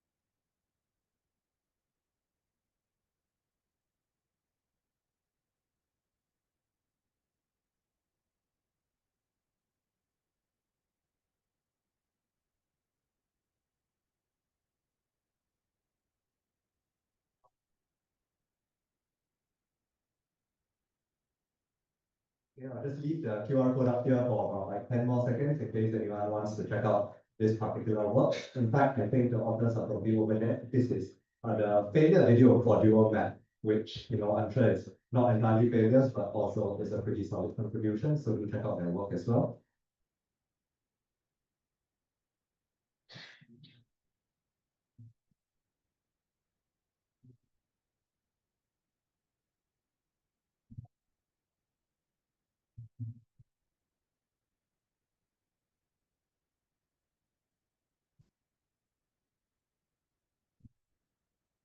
So it's my pleasure also to introduce Professor Teresa from the University of Technology, Sydney. And she's here today to talk to us about representations for safe navigation. So please take it away, Teresa. Thanks, Joel. Well, first of all, I would like to thank all the organizers of this workshop for inviting me to present this work.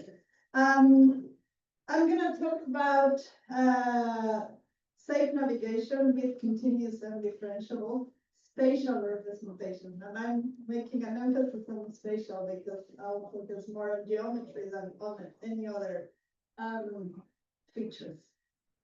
So what do you think the scene representation for open world navigation should be?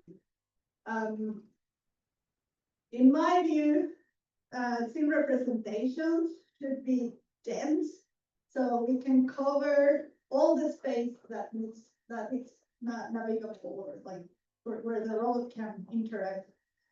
It has to be data driven. So the sensors, we need to build or update our representation based on the sensors, right? Because if it's something is changing, we need to be able to update it. It needs to be obviously amendable online if we want to make it work with robots. I will argue that could be or should be continuous and differentiable, so we could apply efficient optimization planning algorithms for the road to navigate. It should cover both, not only occupied or free space. Some of our representations are focused mainly on occupied space, on surface reconstruction. I argued that we need to focus also on the navigable space, on the free space. And of course, a lot of the talks that have been happening in this workshop, it has to be, well, not only provide geometry, which is what I'm going to focus on, but it also needs to provide topology, semantics, affordability, conditions, etc., so to really make it robots to navigate out there. Good. So I'm going to focus on continuous representation. Why? Well, despite our sensors are discrete, we want to fit some function, right? This is a regression problem. It could be done parametrically. It could be done with splines. It could be done with neural networks. But I'm mainly focused on Gaussian processes.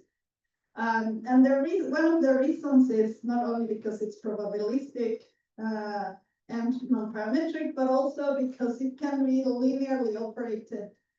So to get analytical derivatives or integrals, things like that, make it continuous and differentiable. All right, so let's move on to more of the mapping side, right? So I'm going to talk about these continuous and differentiable distance field maps. What do I mean with that? You probably are very familiar with something like truncated and distance function, right?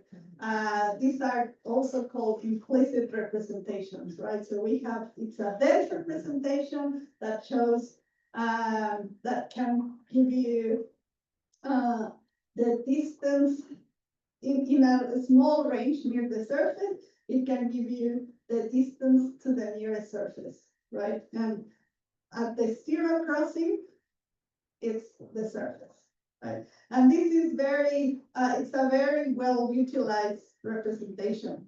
And you can see in this 2D example, well, it could be built discretely, no problem. But it could also be built continuously, right, with a Gaussian process. So we simply fit a function to these values, and we get this continuous representation of the implicit surface. And why is this useful? Well, because as I mentioned before, you can differentiate and get the normals to the surface, and then use these normals to reconstruct your surface, for instance. But we want to go beyond, as I mentioned, we want to go beyond just surfaces. We want to be able to map the free space, right? So we want to go just beyond the near the surface. We want to map the full Euclidean field. And that's how it's known as the Euclidean distance field, right? So in any point of the environment, you have the distance to the nearest surface. This is captured by the conal equation, which is here. It's the norm of the gradient of the distance is equal to 1. With boundary conditions so that the surface level, the distance is 0, and its normal has the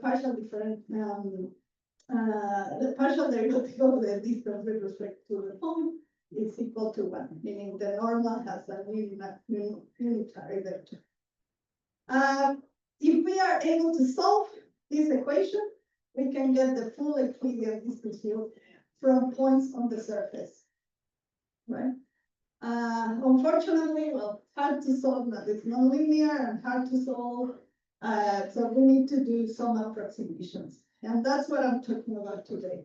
The work that one of my former PhD students and a postdoc has been working on continuous distance field using the log GPIs. So how does it work? Is instead of fitting a distance, a Gaussian process to the distance, we put it to a latent value in the latent space. And in this latent space, which could be, so we could be occupancy, then we do a log transformation and we get the distance. And this, like, we didn't make this up. It comes from some work in geometry processing where they see this latent space as the heat and the heat transfer to in a surface, right? And that heat has a relationship with the actual Euclidean distance, and the relationship is through a logarithmic transformation.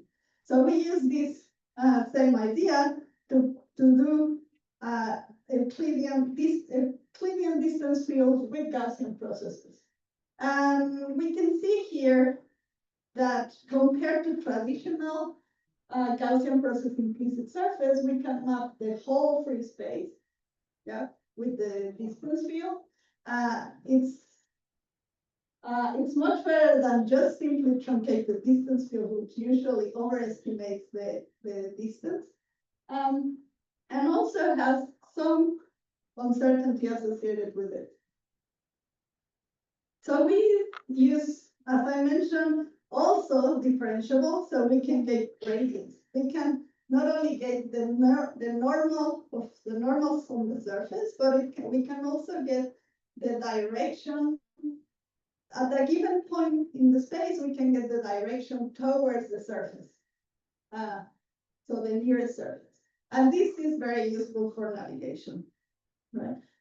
Also, with this representation, we are able to get the full surface, right? Because we can apply something like margin cubes and get the zero at the zero crossing, and we can reconstruct, do the full reconstruction as well as mapping the free space.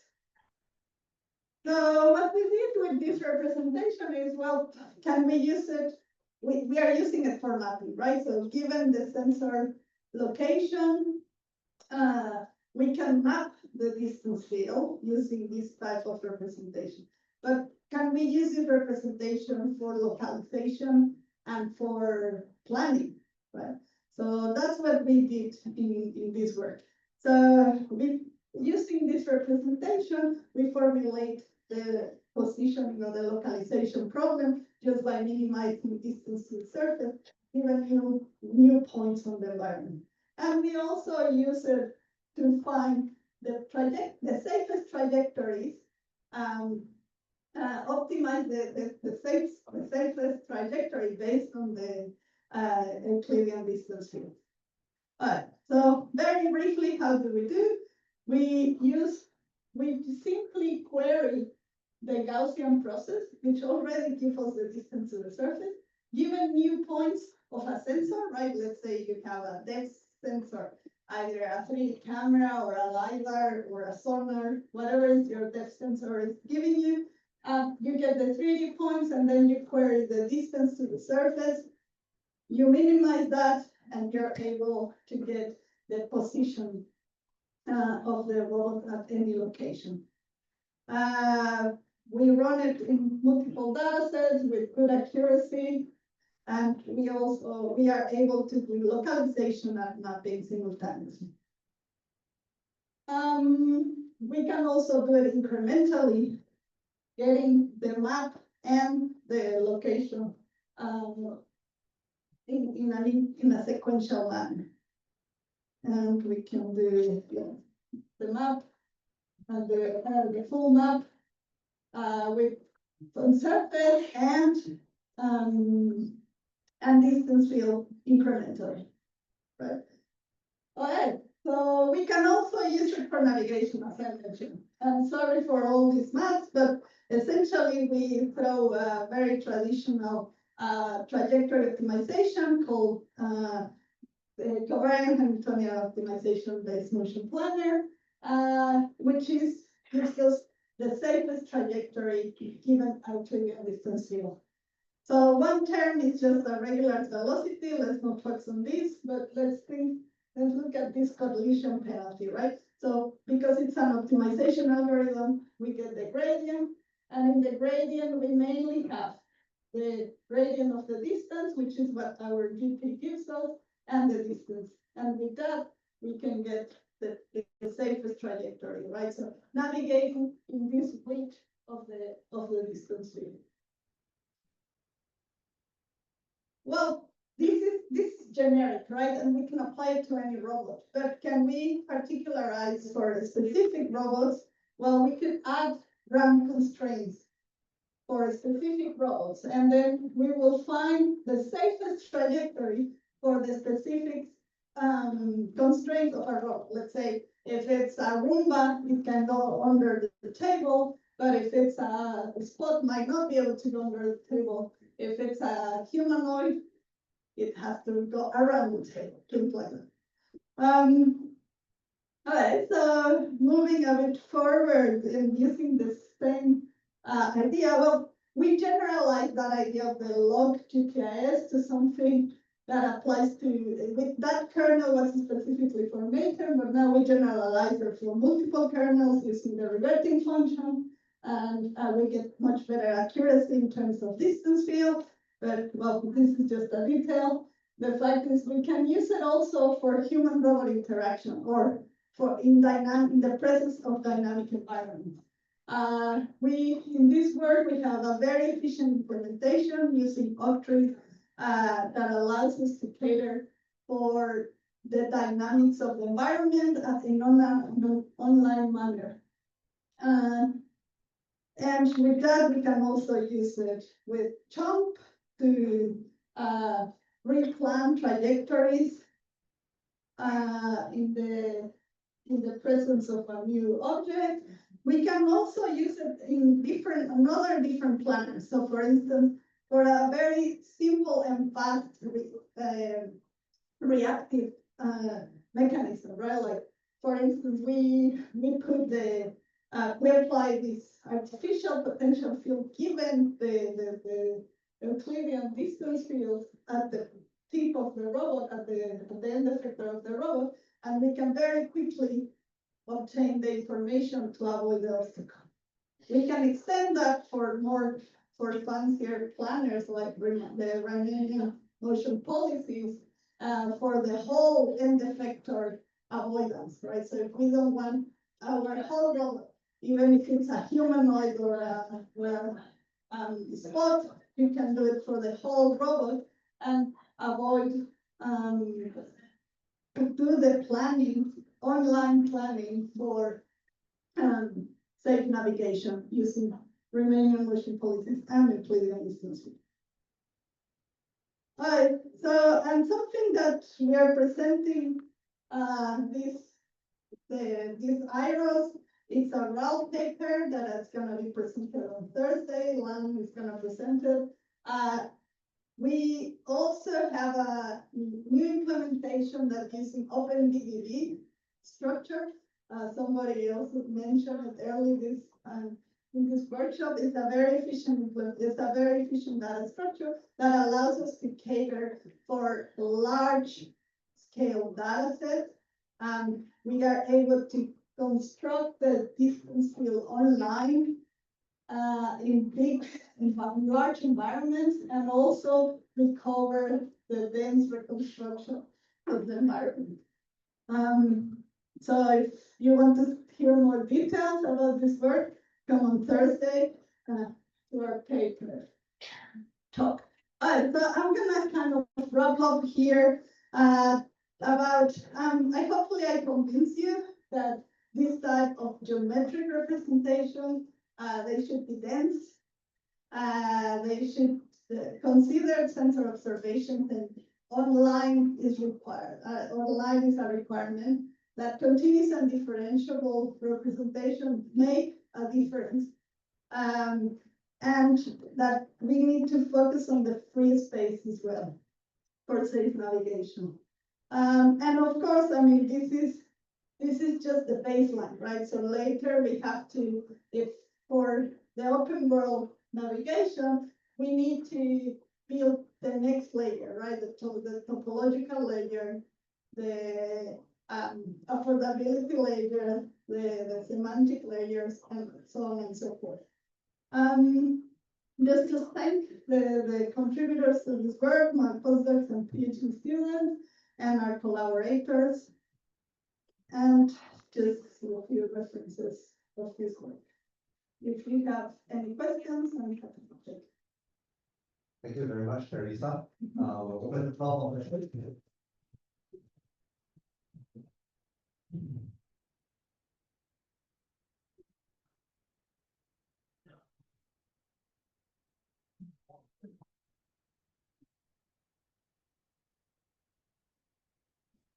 Thank you so much. I have one question regarding the minimization problems that you shown, of minimizing the constraint velocity and the constraint for safety.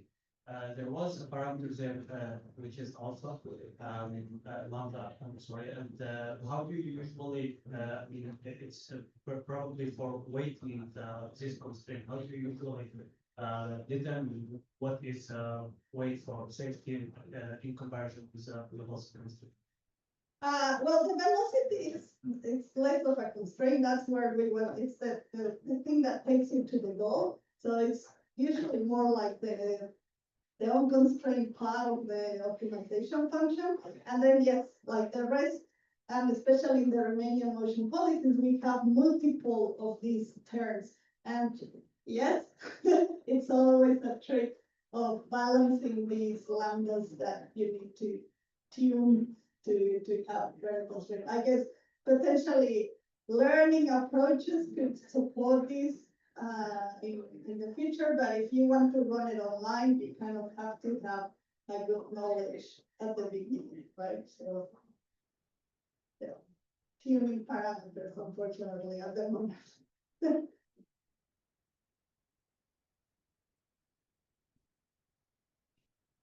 Okay, thank you very much. Yeah.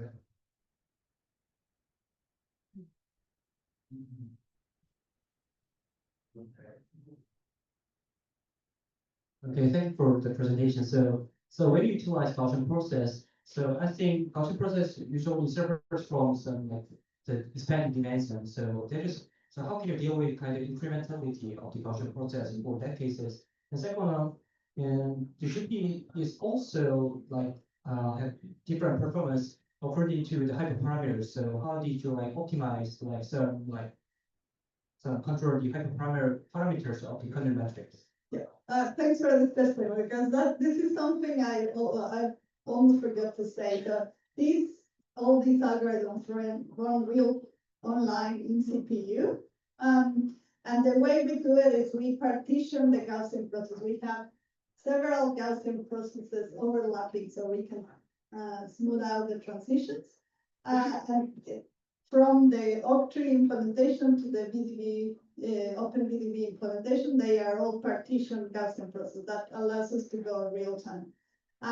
Regarding with the hyperparameters, so the beauty, I guess, of the Gaussian process, if you are mapping a spatial phenomena, it's that some of these hyperparameters are related to physical things, right? So one is the sensor noise, right? So that comes from our sensor. We don't have to worry about it.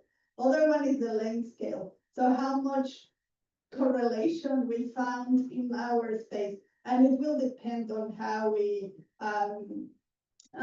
our baseline mapping, the grid size, for instance, where we are mapping. Despite these are continuous representation, we still use discrete points to represent them, although we can query at higher resolutions or lower resolutions depending on that. So anyway, my point is the length scale relates to the size of the voxel, and the type of environment we are mapping. So those parameters you can have a rule of thumb to tune those parameters. Yeah. But anyway, they can be learned as well. Okay, thank you very much, Teresa. I'd like to invite up our next speaker, that is Professor Chen Feng from New York University.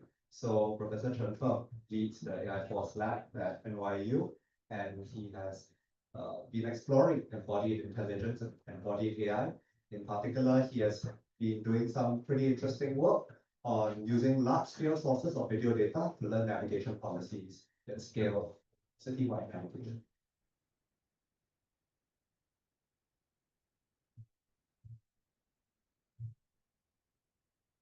Great. Well, thank you for the kind introduction, and thank you for inviting me to share with you some of the research my group have been doing in the past 1 year. It's a great honor to present here. So the talk I'm giving today is Embodied Spatial Intelligence for Open World Navigation. Again, my name is Feng Chen. I lead the AI First Lab, and also we co-founded recently the NYU's new Center for Robotics and Embodied Intelligence. It's a shared space of about 8,000 square foot space in downtown Brooklyn. We welcome students, visiting students and scholars to work with us closely in the shared space with many different robotics researchers working on perception, control, and planning.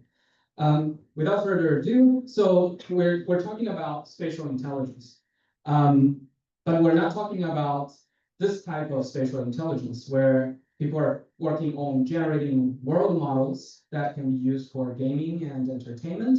We're not talking about this kind of like spatial thinking where you want to model the space and do Q&A. We're also not talking about some object level spatial intelligence, including things that my lab have done in the past. What we want to talk about is embodied spatial intelligence. And the key is that we want to understand and interact with the space through physical actions. That's where, that's what roboticists are interested in. And if we can enable robots with embodied spatial intelligence, then they can do all kinds of cool things from navigation, which is the key topic of this workshop, all the way to mobile manipulation. Right? In the end, we want to do more than just moving a vehicle from place A to place B. We want to also have mobile manipulators that can change the world state from A to B.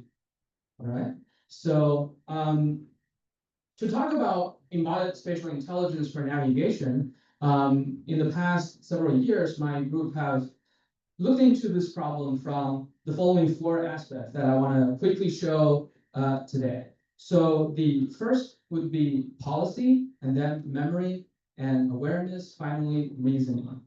Policy is the most important thing we want to train navigation policy that can give sensor input and then directly tell the robots how to move. And in order to do that, we need to answer several important questions. How do we obtain large-scale data to train such a navigation policy, and what kind of data can be used to train such kind of policy, right? So we all work in robotics nowadays. We cannot avoid the data-driven paradigm, but as everybody are discussing in embodied AI domain, how do you get the data? How do you get data that have action label for you to train those policies is one of the biggest challenge. People in embodied AI for manipulation have been having to deal with this problem from different aspects. And the same thing happens for navigation.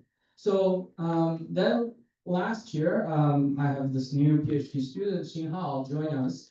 And then basically I gave him this question. I said, Xinhao, if you can navigate our Unitree go-to robot from NYU to Columbia, like autonomously, right? You can use everything. You can use your cell phone, like what I do. I use my cell phone to navigate, even for walking, right? Not just for driving. You can use your cell phone to ask GPT. You can use everything, right? As long as you can navigate autonomously the robot from NYU to Columbia, then I'll be very happy to. You can graduate, right?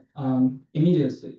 So then he took this problem and analyze what are some of the challenges, right? So if you think about this urban navigation, it's still a very hard problem. People have been talking like navigation is a solved problem, which I 100% disagree, right? But then this urban navigation problem is extremely challenging if you think about all these complicated scenarios, right? When we're talking about self-driving, we're not even solving self-driving 100%.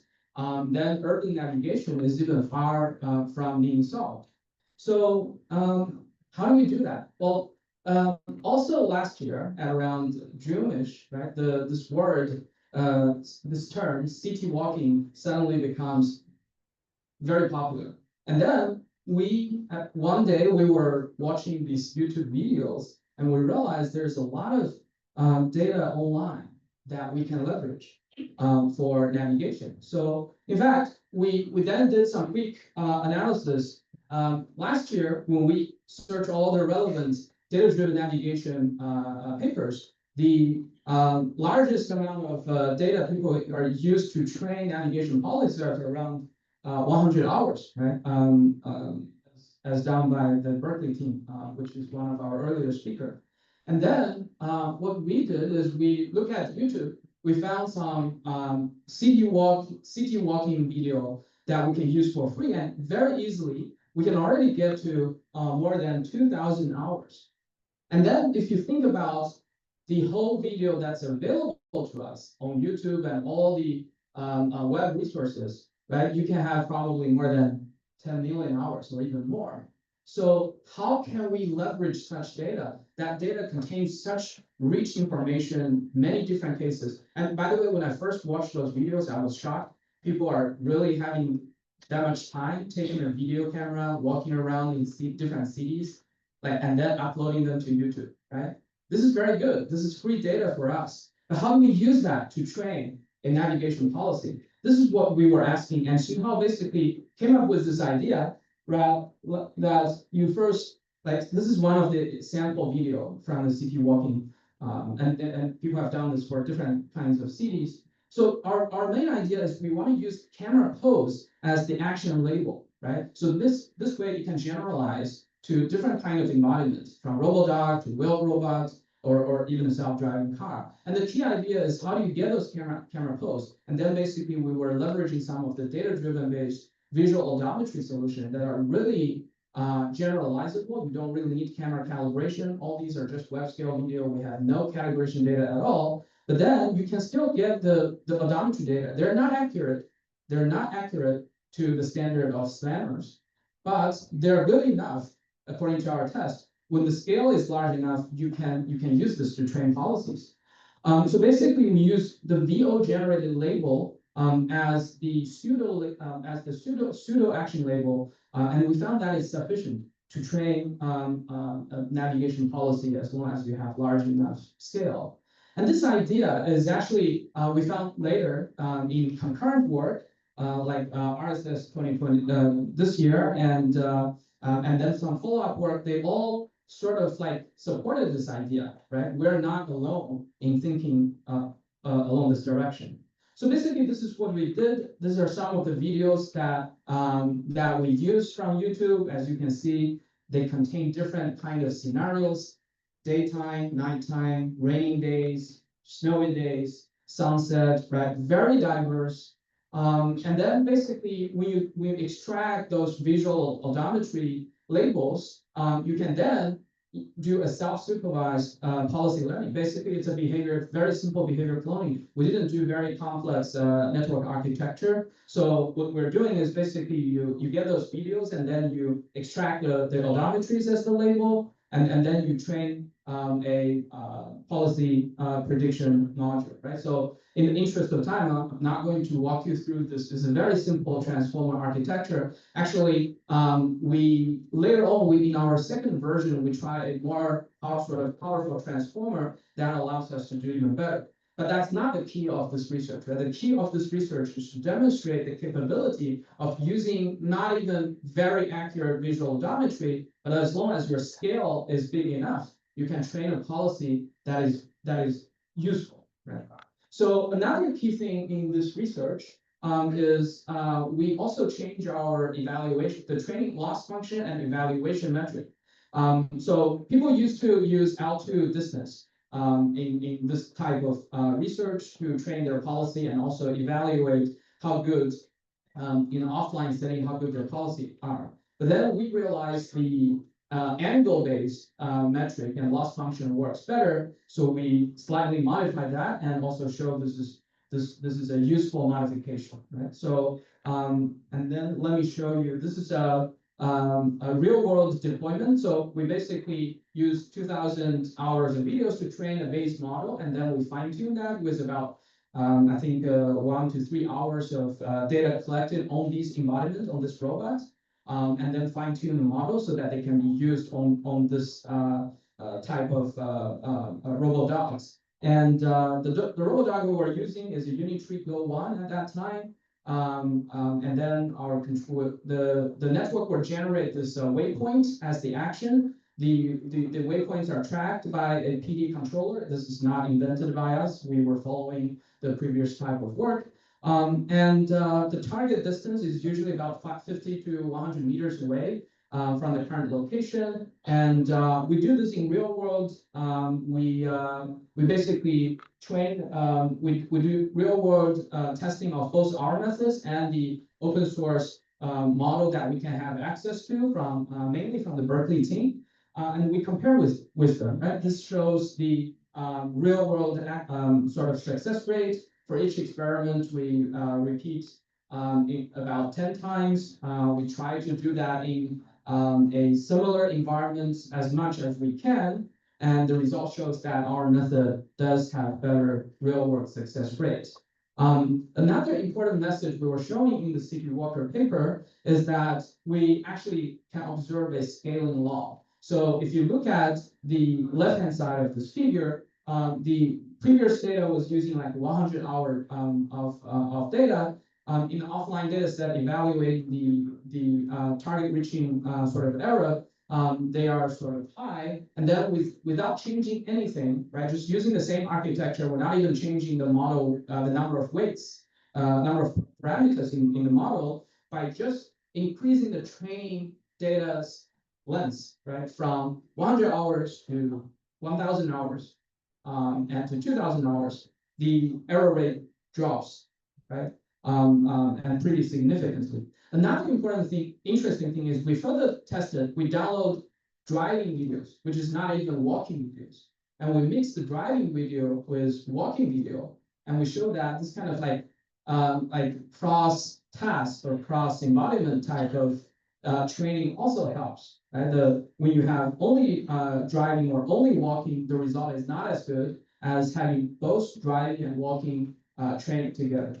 Right? So basically, we see this as a interesting sort of like promising step towards a more sort of a generalizable learning-based navigation policy.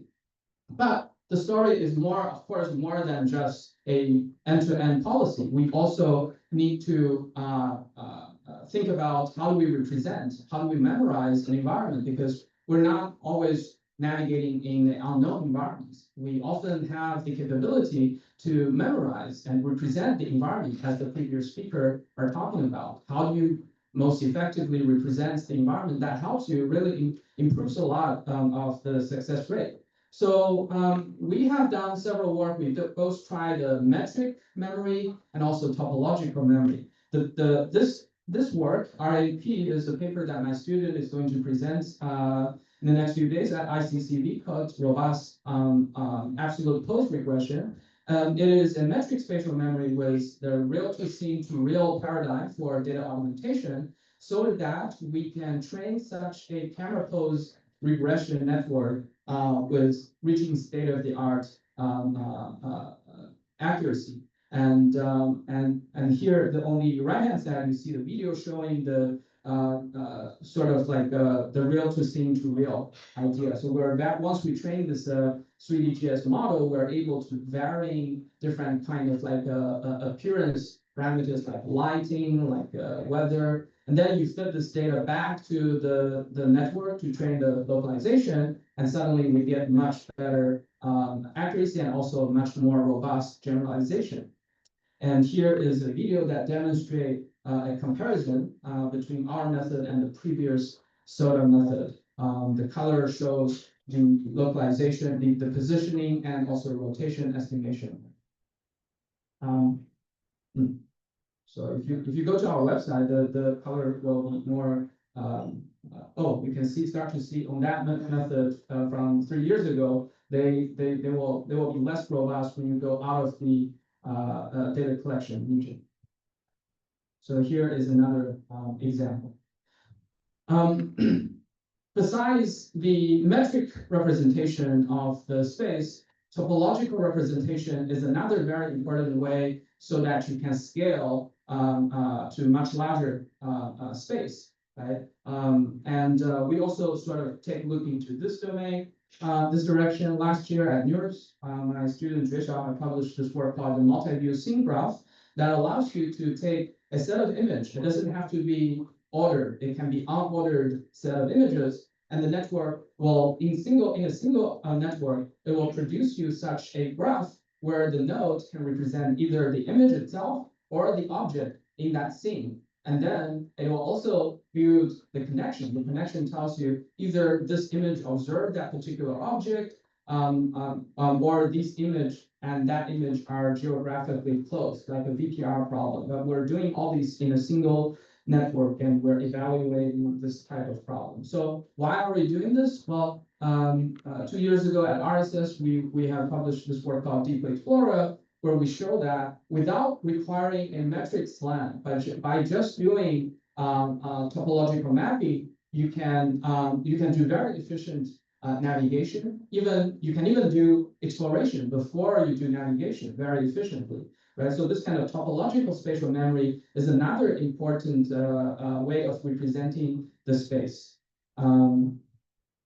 Cool. So besides memory, we also want to have awareness. In fact, one of the common failure modes for city walker is still collision avoidance, because we were only using the camera without relying on any 3D sensor.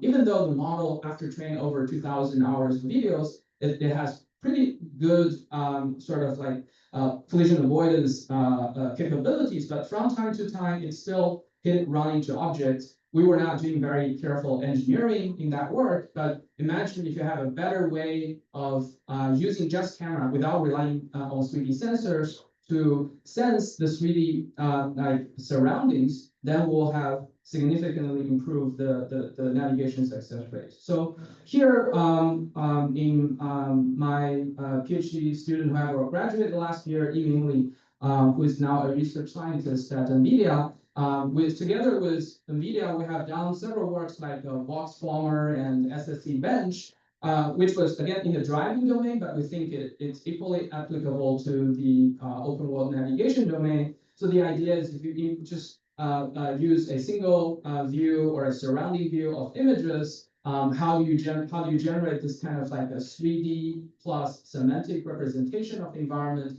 in a voxel mapping representation, so that the agent can navigate, can plan itself more robustly. So this I call this as awareness. Besides awareness, the last piece of the puzzle, in my opinion, that's very important is reasoning. As humans have this capability of reason about navigation, or even beyond navigation, we have the capability of understand the image connections from only a sparse set of a sparse capture of that environment. Like the existing AI agents or robots still doesn't have that capability. For example, take these images as an example. How can, given these 5 images on the left-hand side, can you produce a graph that tells me which images have co-visibility?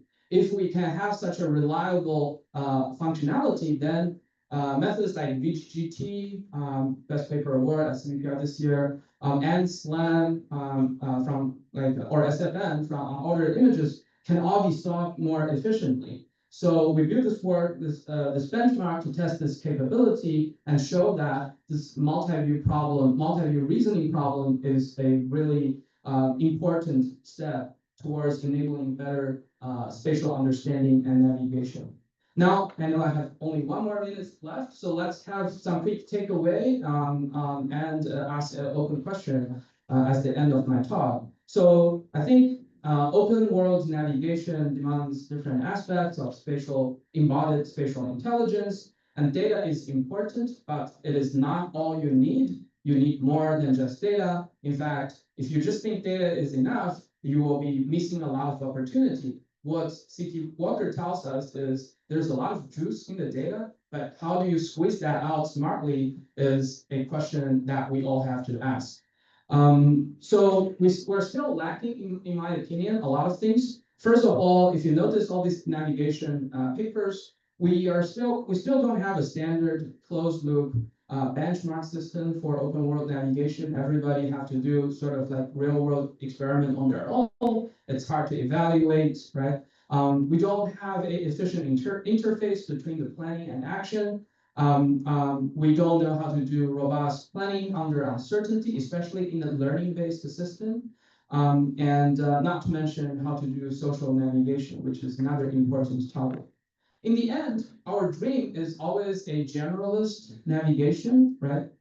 We want the embodied agents can go anywhere human can go, and even taking the subway, right? So in fact, one of the strategies to go from NYU to Columbia is not to walk all the way or by yourself. It's just go down to the subway station, take the subway, and then go out of the subway station. However, currently, this is not necessarily an easier strategy for our embodied agents, right?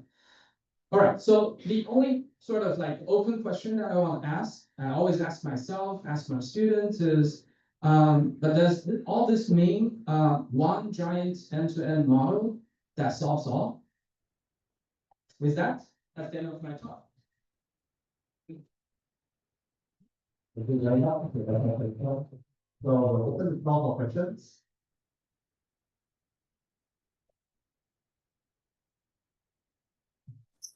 Oh, hello. Could you please tell me about localization for some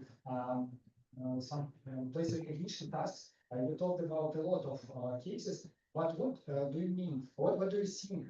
Which modality is more important for these tasks? For example, images, point clouds, or maybe fusion with those. Thank you. Thank you for the question. So I guess to interpret the question is which modality is, in my opinion, more important for navigation. Very interesting, last year, I was asked the same question. The context was about self-driving. They were asking me, like, with all the rise of Tesla-based system, do you think there's still going to be LiDAR used in navigation in self-driving? My answer is, I believe in a hybrid future. So I think the LiDAR will be there, but then there may be some embodied agents. They're suitable to use only camera without LiDAR, but in certain cases where safety is critical, right? I think LiDAR still has a lot of use cases. And also sometimes when people really care, they don't care that much about cost, right? You may have more sort of like luxury type of robots that will have more heavy sensors. So I don't think LiDAR is going to be useless. I think LiDAR, we will still see that in many cases, but the future will be hybrid. Some will be camera only, some will be LiDAR only, some will be both LiDAR and camera. And in fact, another thread of research in my group is called collaborative perception. What we're thinking is when you have more and more agents working, like with smart agents, they can talk to each other. And then maybe some agents are using only LiDAR, some agents using only camera, but then they can share the features and they can share all the sensing. That's another possibility of this hybrid future. So I hope that answers your question without being too sort of like normal answer. Okay, that's one question. I have a question. If the robot released the same location, maybe the robot had different vision. How can you deal with this situation? Thank you for the question. So you mean if a robot is coming back to the same location from a different perspective, like maybe a viewpoint or maybe an orientation, how do we deal with localization? If the robot had different vision, Vision. the different vision angle. Okay. Yeah. Right. Different perspective, like different. You're at the same region, but you're coming from a different angle, and yeah. So basically, for localization, actually that's a very good question. In the RAP work, what we were doing is basically using this real to scene to real paradigm to train the network so that they're robust to this kind of changes, right? Because basically what we do is using a data set that you use to train the post-regression network to build a 3D GS model of that environment. And then you can, the most basic usage of 3D GS is to generate data from different sort of like a viewing angle and viewpoints. And then you're basically using that as a data augmentation, so your postnet can be trained more robustly. But what's important here is we're doing more than just pose augmentation. We're also doing appearance augmentation through these our customized 3D GS that allows to vary the weather condition, illumination, lighting, these kind of things. That really is shown to be really useful. Okay, thank you very much, Professor Chen Feng. I think that's all the time we have for questions. And we would like to invite up Professor David Sun from the National University of Singapore. So he will be coming to talk to us about what he thinks the elements of navigation are. Yeah, thank you.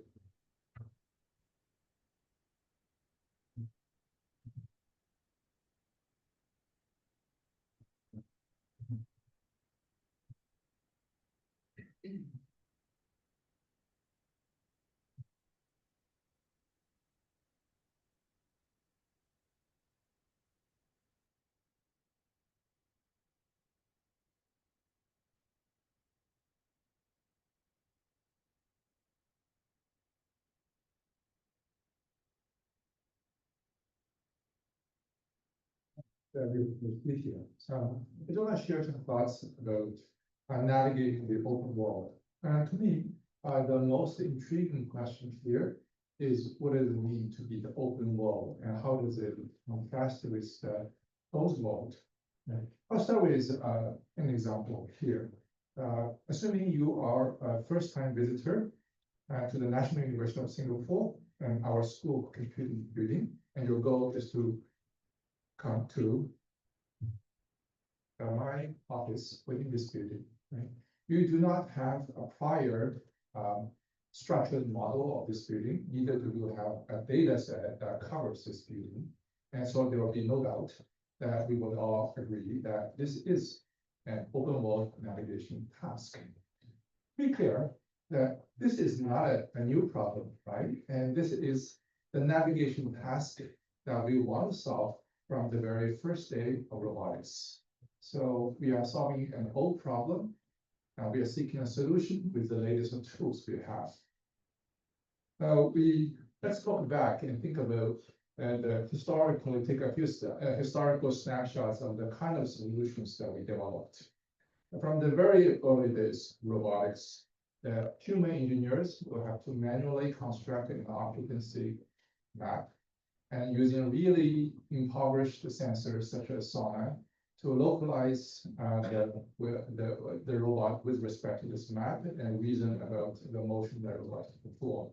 And that actually lasted quite long, all the way into the 90s when I became a graduate student. And I'm just so glad that we don't ever have to deal with that stuff again. And then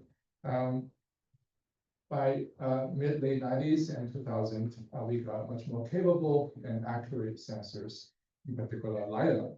And that generated an enormous amount of high quality data. And then the entire field, the branch of robotics, SLAM, is devoted to process this great data and automatically construct this map. And with that, we enabled robots to navigate at a larger scale, and eventually that led to the rise of autonomous driving industry.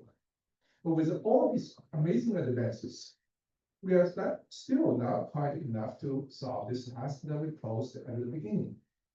Because all of them still assume that we have a map of the environment before we start our robot to start to navigate. So it should be clear that what divides the open and closed world is the amount of information that we have about the environment, and the closed world is an assumption to simplify the navigation problem in the world. Basically, we assume before the robot starts to navigate the world, it already has a model of the environment that contains all the information in order for the robot to deal with all the situations that would encounter over there. Now, to bridge this gap, then clearly the answer should be that we need diverse, rich sources of information. But also that since we decided that we want to solve the problem in the open world, despite all the information we have, it's still not enough. So any learning system will have to fail, at least sometimes. We have seen enough examples of that in this workshop over here. And so we have to deal with failure. We want to recover from failure and want to fail gracefully. And all the examples that we have already seen in this workshop, I want to illustrate with a few from some examples from our own work. And we started this in around 2017. And back then, we did not explore ocean world. Let me be honest about that. That's an accident.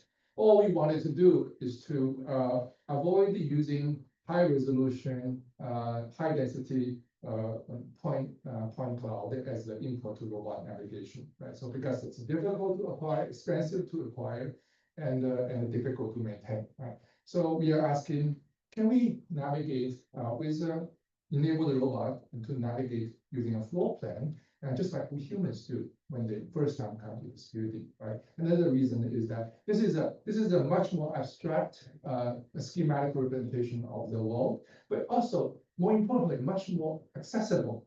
When I even ask for floor plans of buildings on our in our own university, the bureaucrats over there would not give it to me for safety reasons. So what we decided to do is just take our camera, walk to the first floor of the building, and point at the fireman's safety map, right? Fireman's map, and take a picture of that and use that as a basis for navigation.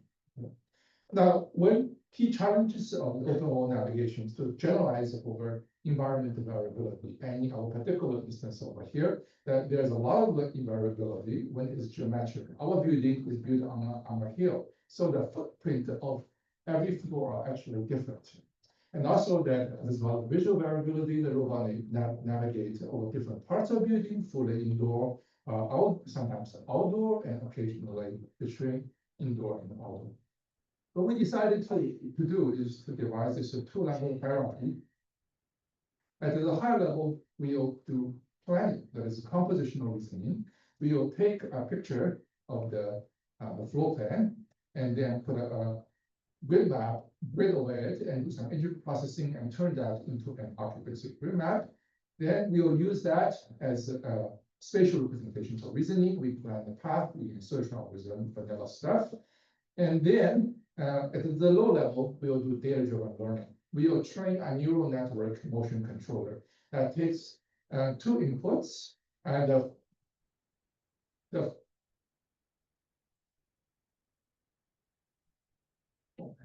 first one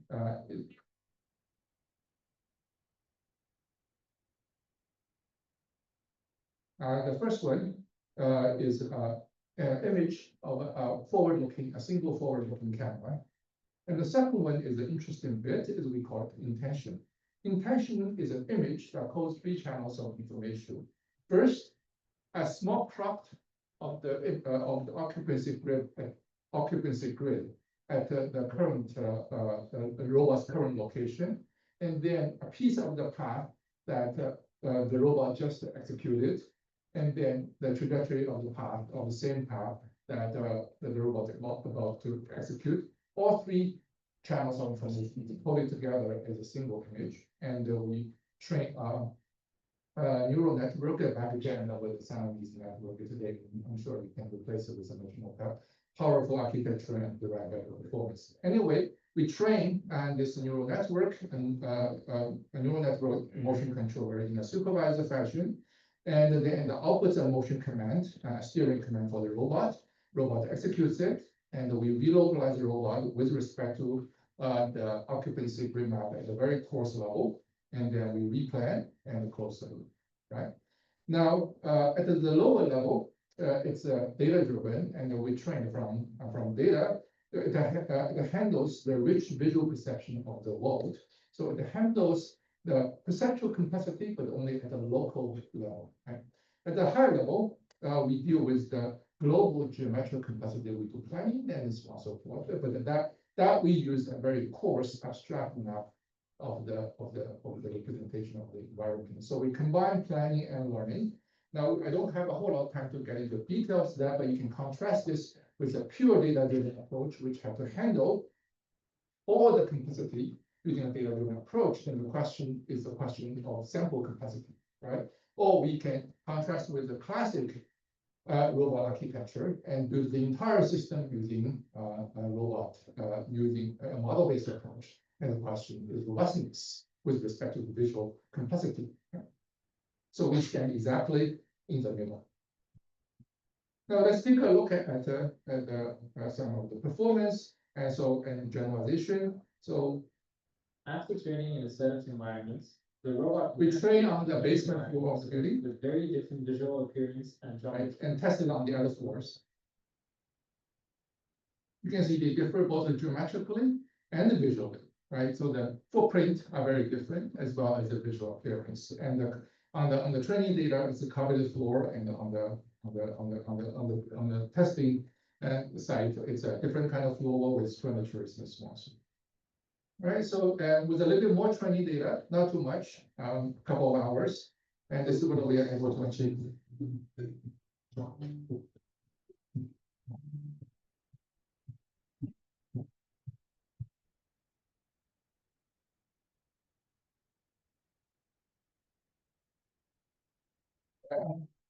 I want to show you, I did not stage the wedding for it.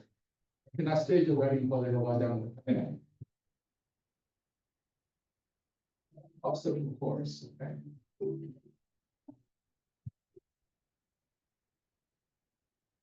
And expand it down with the obstacles.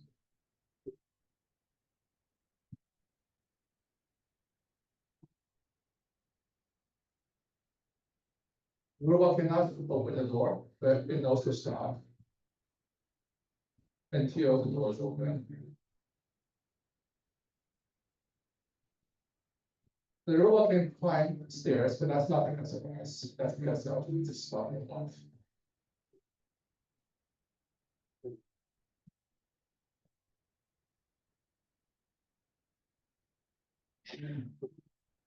Right, we can interact with people to some extent.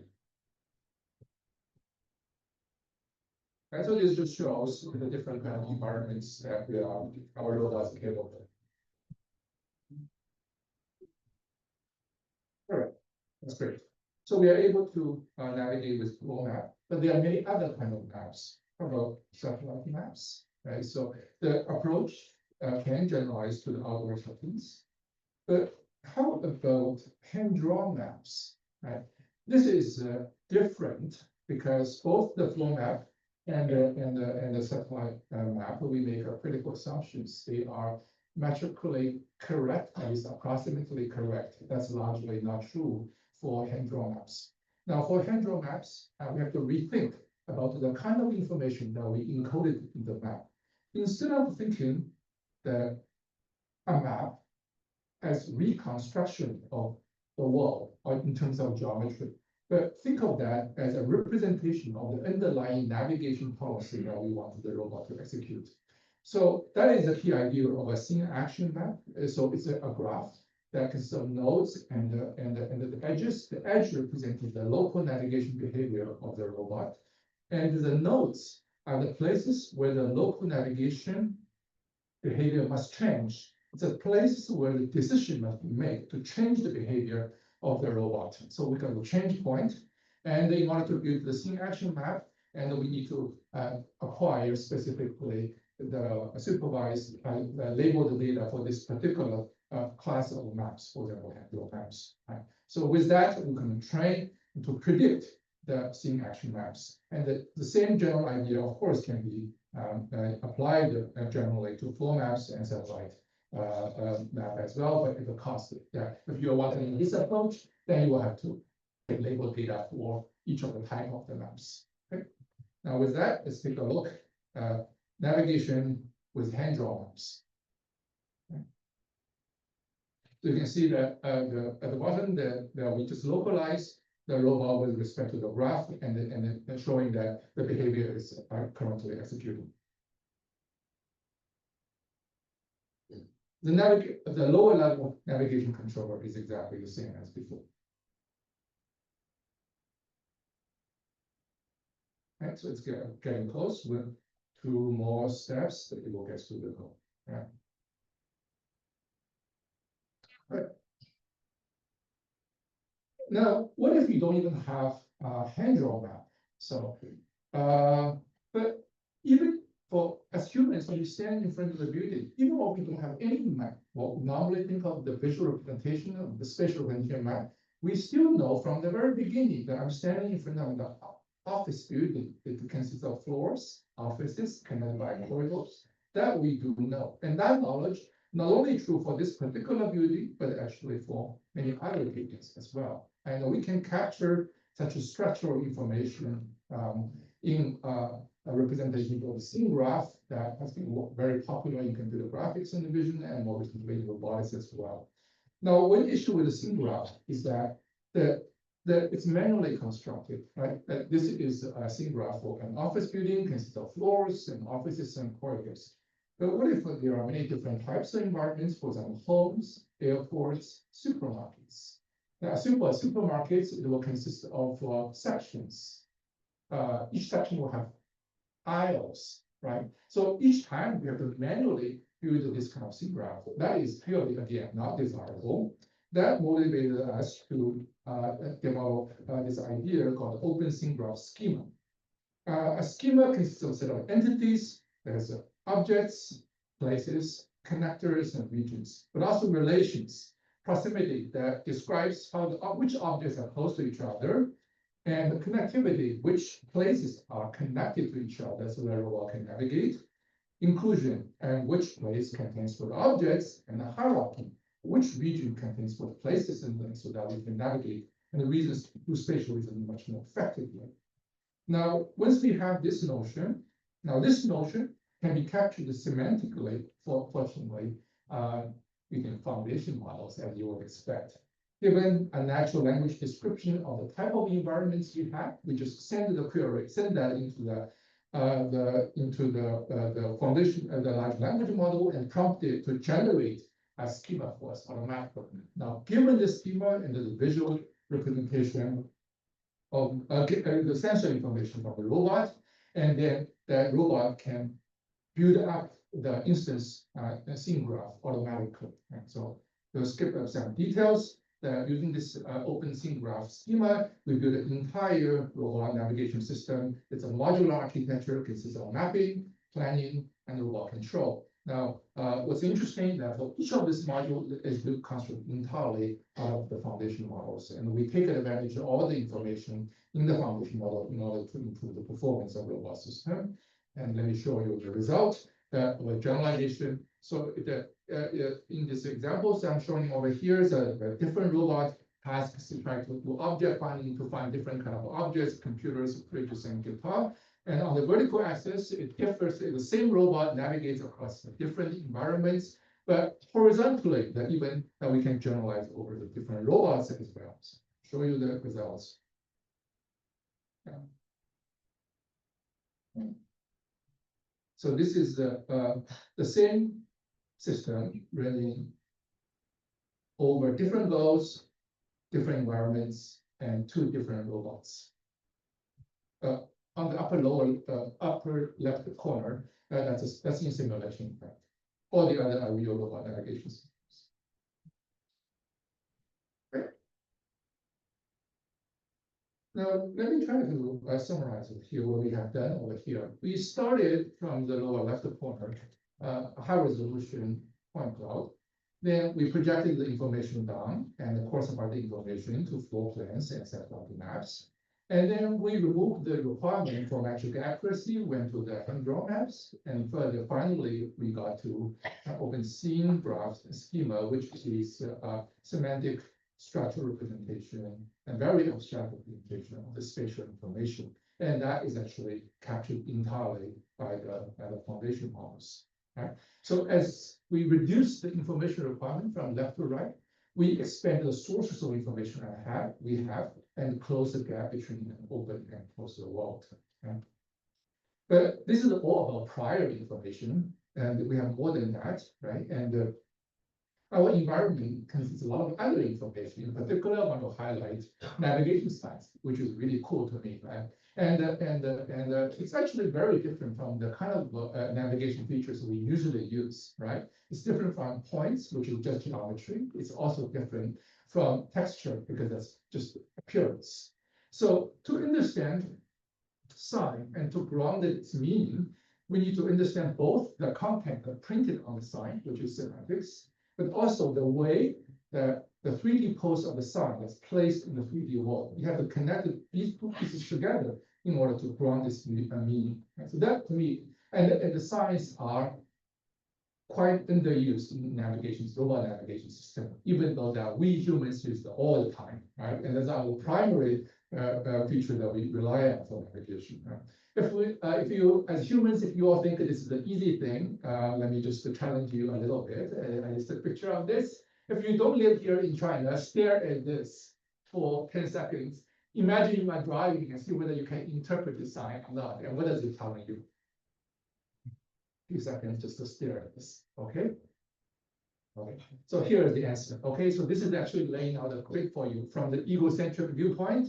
The next road, the intersecting road you are going to encounter is this one, and by that one, by that one. In parallel, there are 2 parallel roads on your side, this one and that one. So this is the sign understanding problem.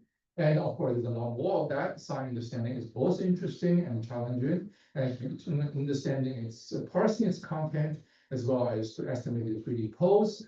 And we are using it for localization as well as navigation. That's why we start a series of work on that. But we start with developing a data set if you're interested.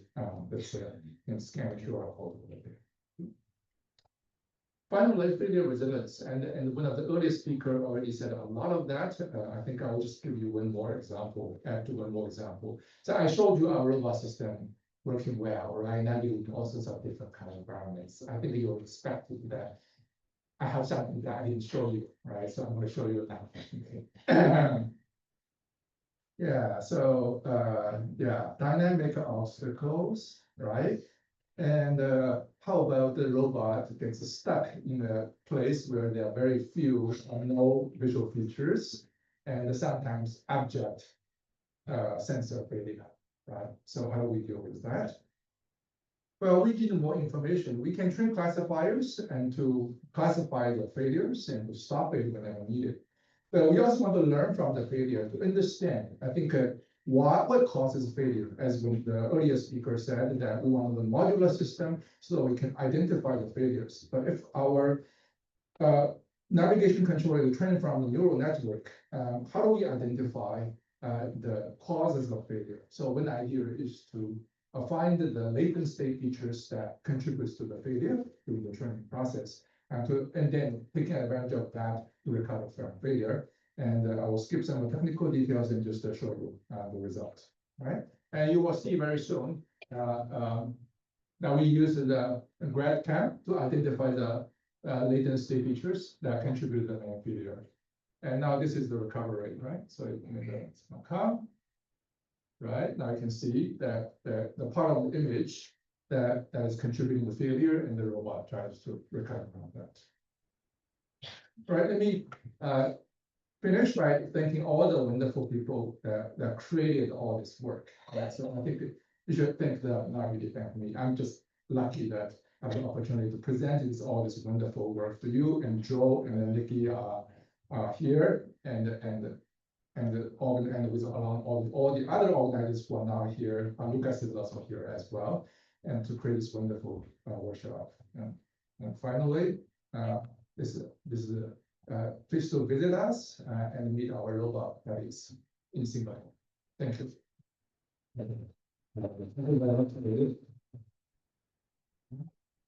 think we can open the floor for maybe one question, one or two questions. I think you were first. So.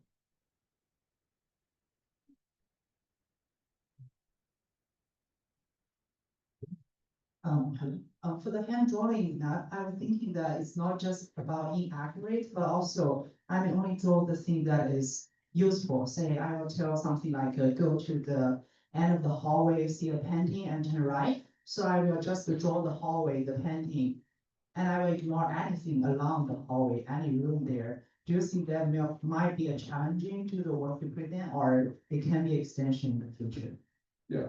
I think this is a very interesting question. So as we gradually remove information from the representation, and we are clearly encoding in this case, I would consider it to be a policy in a more abstract manner, right? So in the worst case, for example, the law work, to say that given the natural language description on the go, get there, right? And then it doesn't say anything about how to get there.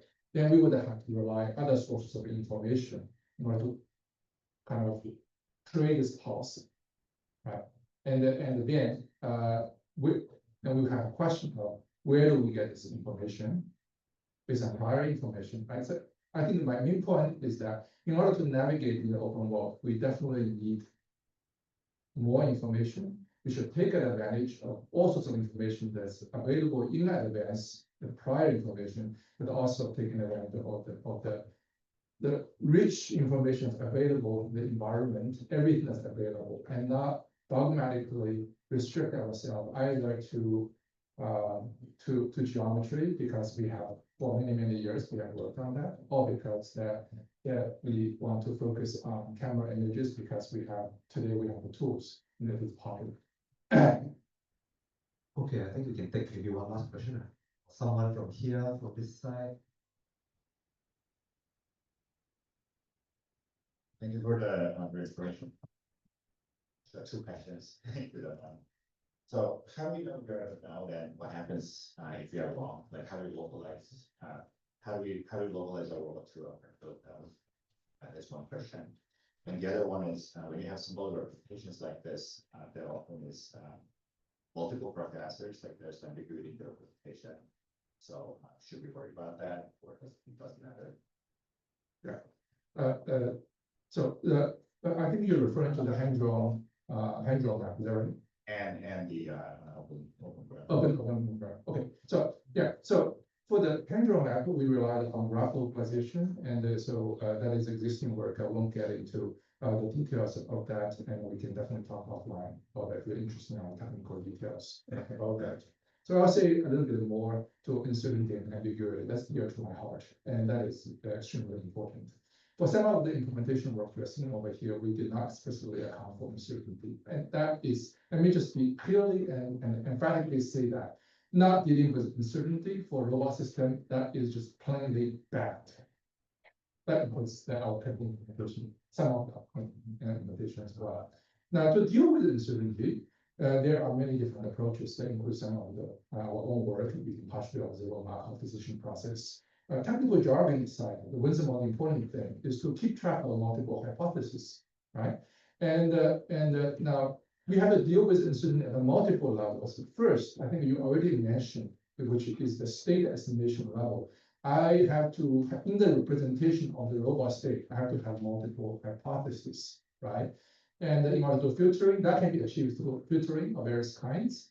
But also that I think that for some of the really challenging and safety critical or mission critical tasks, we not only have to deal with uncertainty at the state estimation level, because you certain actions are irreversible, even though that state estimation only deal with the fact that I know I don't know where I will go, but I don't think about that I will encounter incident in the future.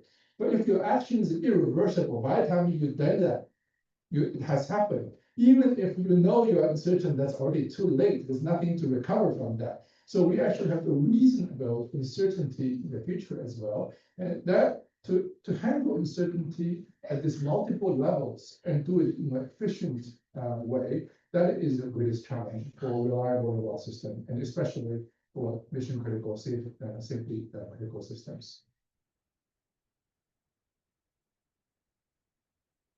Yeah, okay, thank you. I think we don't have time for the questions. We will be moving on to the panel discussion. But I think there's been a lot of engagement with the speakers, and I encourage everyone to stay back later on and speak to the speaker, those speakers who are still around after the panel discussion.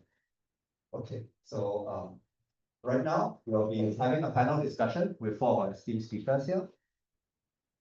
And so I'd like to invite up Dr. Tian Lei Ming, Professor Teresa, Professor Chen Feng, and Professor David for the panel discussion.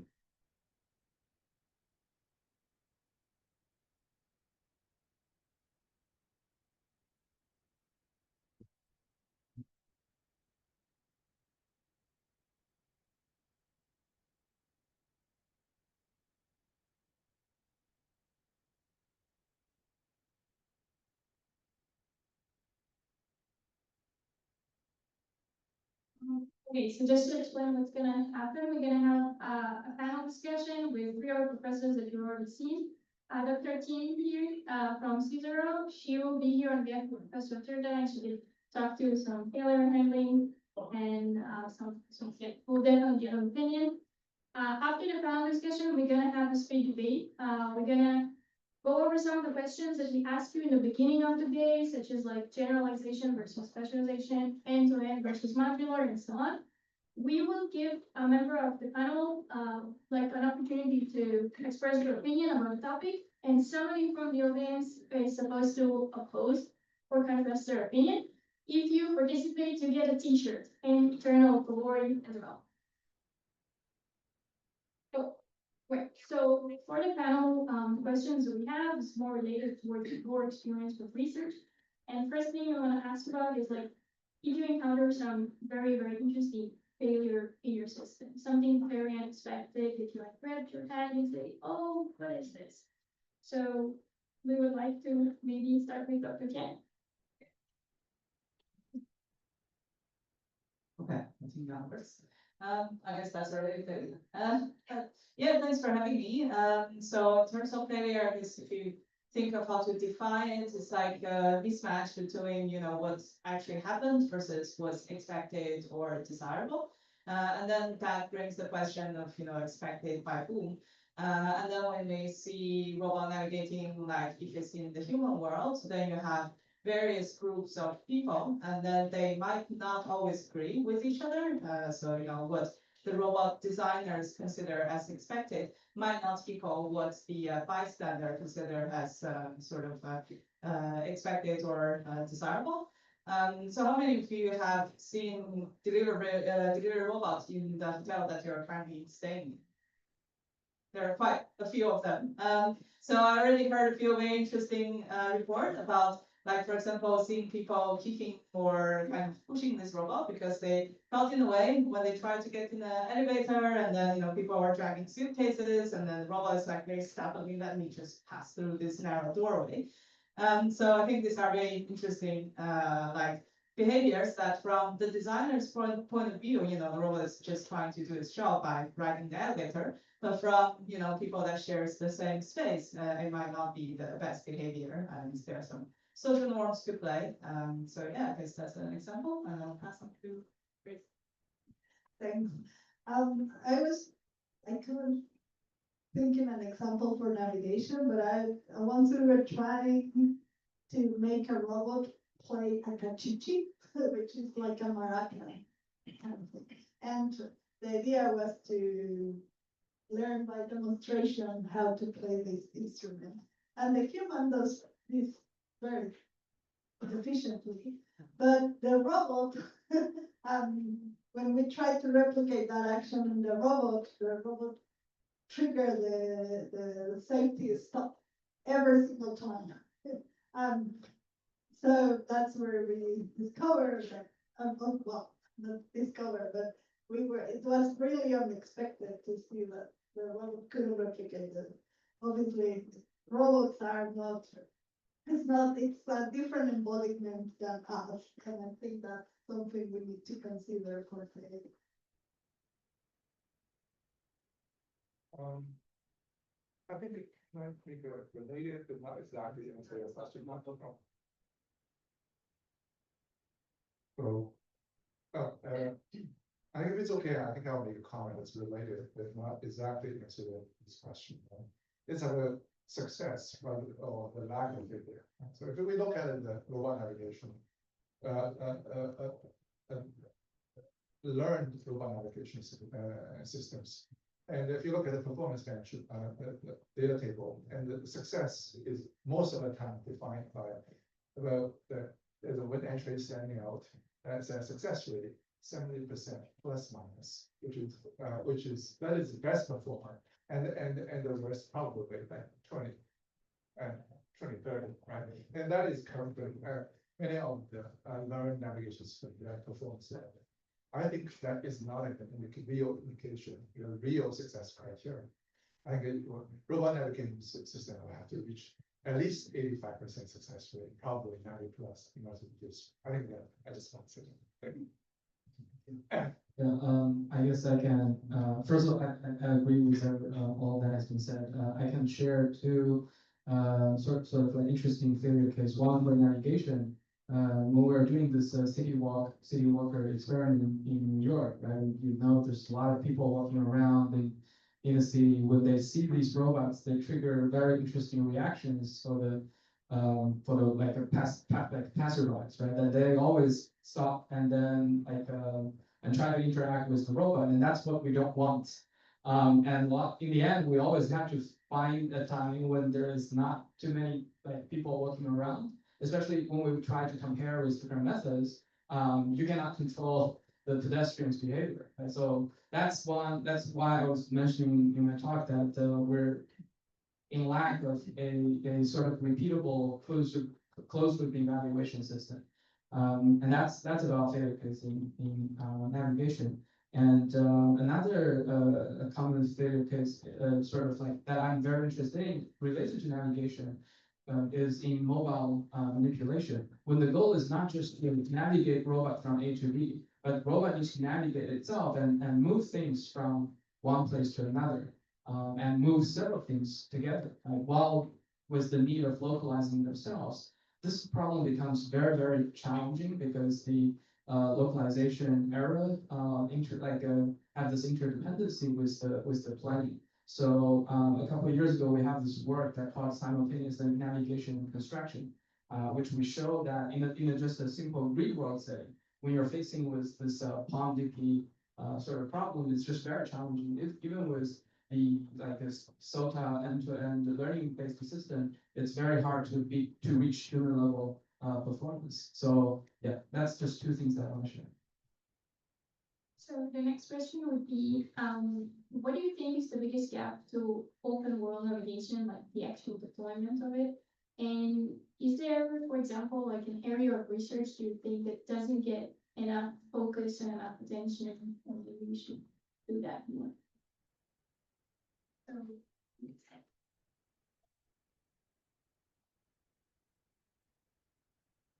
Yeah, I guess to me, the biggest gap is in the evaluation. That if you consider like the current metric, mostly we would be measuring things like success rate. But if you take a closer look, not all failures are equal, and also not all successes are equal. And then the same performance could also be considered differently depending on the context that you're evaluating. So for example, if you have the robot that's just going out for like a free exploration and it got stuck somewhere and then it took it 5 minutes longer to finish the whole exploration, that's probably considered still a successful mission.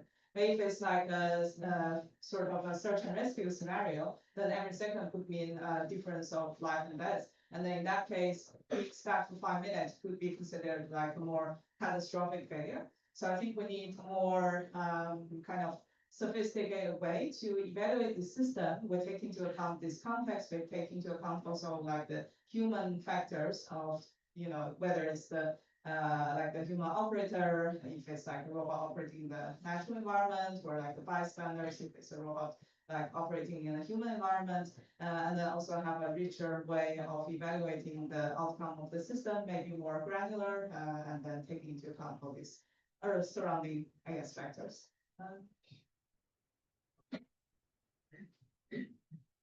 Yeah, I'm trying to think beyond the evaluation. I think in terms of the evaluation also, we have the problem of reproducibility. And that's critical, right? We develop the algorithms, we test them in our own embodiment, and that might not apply to a different robot in a different place. And I think that's we need to work much more on that aspect. so do you think like what we need, like better benchmarks, we need to better define what we want to do, but The problem, I think the problem with benchmarks are, I mean, the benchmarking is very easy for perception work, right? So with computer vision, no problem. You put the benchmark, everybody will do their algorithms in this same benchmark. But for action, it's different, especially if it's a dynamic environment or like a changing environment. So how do we do that? That's something to think about for our community. Well, I think you would. You wouldn't be surprised I say that the important question over here is navigation with navigational science. It's sign navigation, right? Because I'm working on that. But more seriously, I think that I'll try to answer the question that open world navigation, human environments. Humans is actually very important. I think better understand human will improve our ability to navigate in human-centric environments. It's paradoxical because of the following, right? So humans are very troublesome. And get rid of humans and the robot can navigate very well. We know that one, right? But at the same time, that today with the help of foundation models, we capture the enormous amount of knowledge and information in foundation models. Therefore, we know human environments as well, very well as well. So putting these two things together, I think will create an interesting setting where how we are going to navigate effectively in human-centric environments. I think that is the theme of the workshop, and also I think that's an important focus for the future research. Well, I agree with all the what has been said, especially the need for reproducible environments and benchmark. I guess what I can add on to is I think in the current navigation, especially if you're interested in a learning-based navigation system, an area that's worth looking at and that hasn't had enough attention at is how do we again squeeze more juice out of the data. We have so many data available, But if you're just trying to leverage the existing sort of like model that the foundation model people provided to you, maybe you may miss something. That's what we've been showing in the City Walker paper. We think there's a lot more information in that data. In fact, this maybe was a bit of a stretch. I think this could be an answer to the more general question of the data scarcity challenge in embodied AI. We should leverage the existing data, a large amount, huge amount of video data online on YouTube for navigation, for manipulation. But how do we use that more efficiently? Do we just do auto-regressive training? Can we do more? Because we definitely think there are more information over there. How do we use that is something that we haven't looked as much yet. So we talked a lot about all the like humans are important, and a lot of times they want to navigate in a new world. What do you think about like taking inspiration a little bit from cognitive science or biology? So you have like Michael Manfred into like spatial cognitive.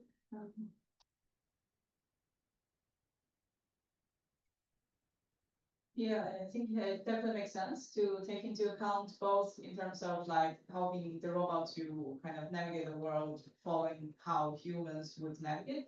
Also like, for example, the reading of the signs that if the world is already designed for humans with all of the signages and maps and floor plans, why the robot, not use this information to their benefit. And also like asking the people around for help. So kind of fitting in as part of the society, and then just elicits this support of all of the other like maybe more capable people to open the door or press the button for driving an elevator. So I think that would make sense. I think also going beyond what humans can do, like inspired by animals, right? Like there is this work by last time, and saying probably his last name, but on navigating with using the navigation inspired by bees. And those super interesting because it's very simple, very efficient, and it's very safe. And you can fly around more efficiently than humans can do it. I think one important lesson we can learn from animals is the importance of spatial representation.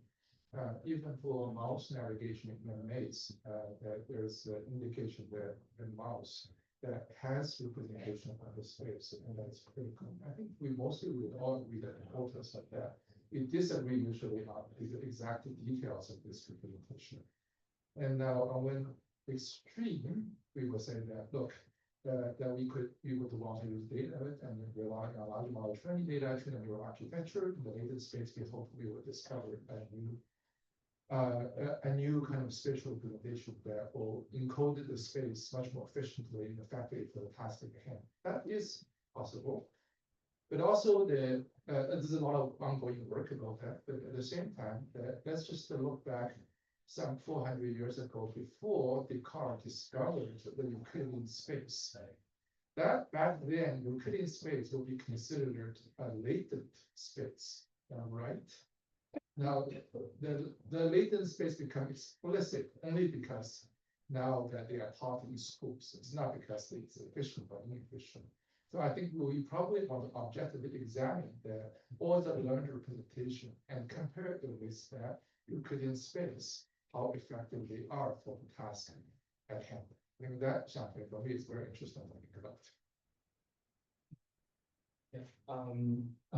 So for me, about the inspiration from a human, I just realized. I used to be thinking.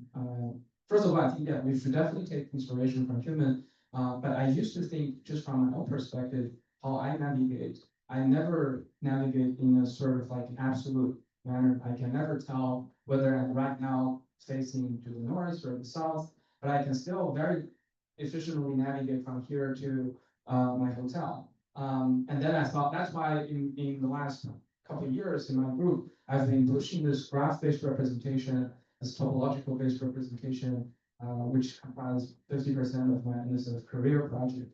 But then until one day I talked to my dad about navigating to some place, and my dad was giving me instructions like in an absolute manner, like walk 100 meters and turn to face east, and then I couldn't remember. First, I couldn't remember all these instructions, and then I could not even tell whether I'm facing north or facing east. That's when I realized maybe even for a human-based navigation system, we have different sort of like ways, right, or modalities. So now I tend to think there's a hybrid way of doing navigation. Maybe some people are better in the absolute manner, some people are better in the topological. So basically, yeah. So that's just my little sort of observation. And I noticed there's a question. Joe?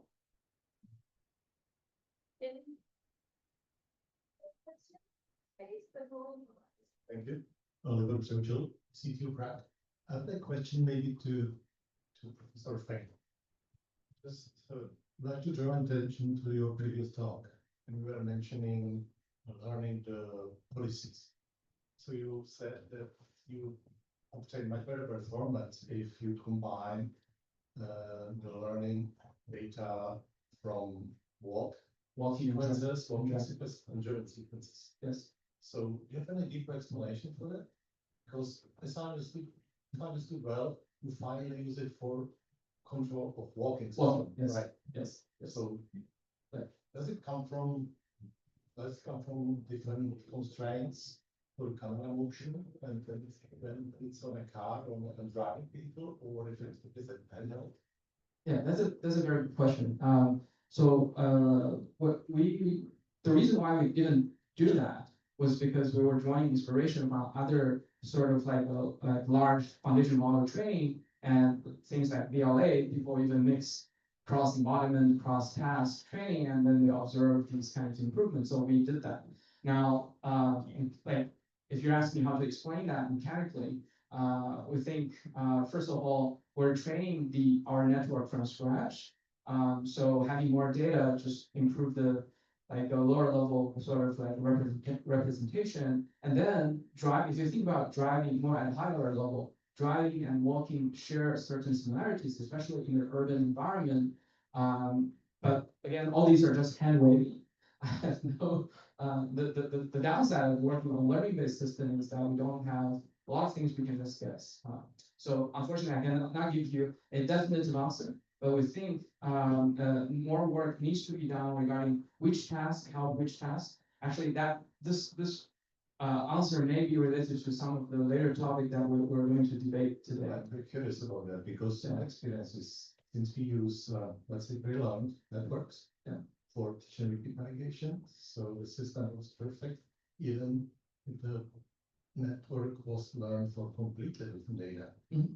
So that's surprising to me. Yes. That way with my question actually. Thanks. Yes. That was a really good surprise question because it leads us to my final question. So the question is, can we separate embodiment from navigation? So do you think that each navigation, each embodiment will have like a different policy, a different model, a different approach, or you think that there'll be like one model to rule them all?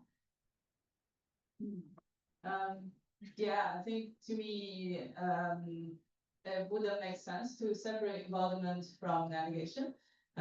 So to take an example, we have all these different robots that have different form factors. Some are legs, some are tracks, some are drones. And then depending on what's their form factor, the terrain they're able to navigate would differ. And then if you use the same kind of policy, and then it's going to try to make the track robot to climb stairs, that wouldn't really make sense, but it would be a good policy for a leg robot. Yeah, so to me, it would make sense to take into account all of this embodiment while you are training the navigation.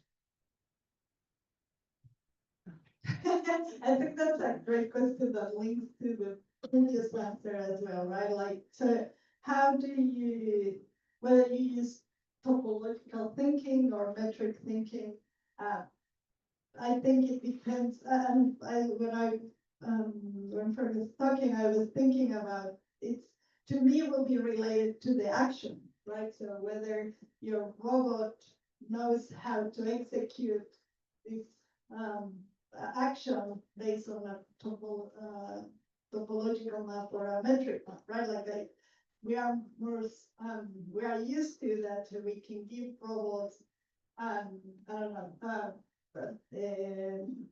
torque control or velocity control. So that's all very metric. So that's why we've been building metric maps. But now, I mean, we can potentially relax this and start working more in a topological level or more or beyond topology, right? Affordability or things like that.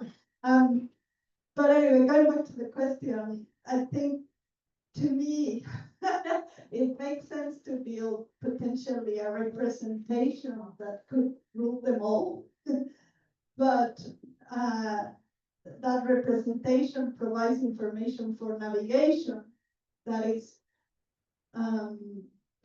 dependent on the embodiment, right? So that's what I will see it. I mean, I think that might be debatable, but I think that's practically achievable. So basically like a plug and play for traversability, but everything in scale presentation. So you define traversability based on your embodiment, but the environment is built for any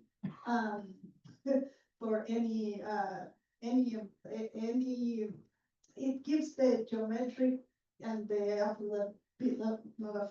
semantic, the contextual information, so you can interpret whether it's traversable for a certain environment or not.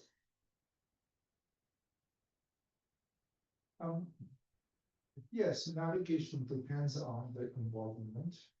However, this does not preclude the existence of a general purpose navigation policy. The real question here is about abstraction. Now, think that if we abstract the navigation commands as the linear and angular velocity, the abstraction alone separates the spatial reasoning at the high level and lower control at the low level.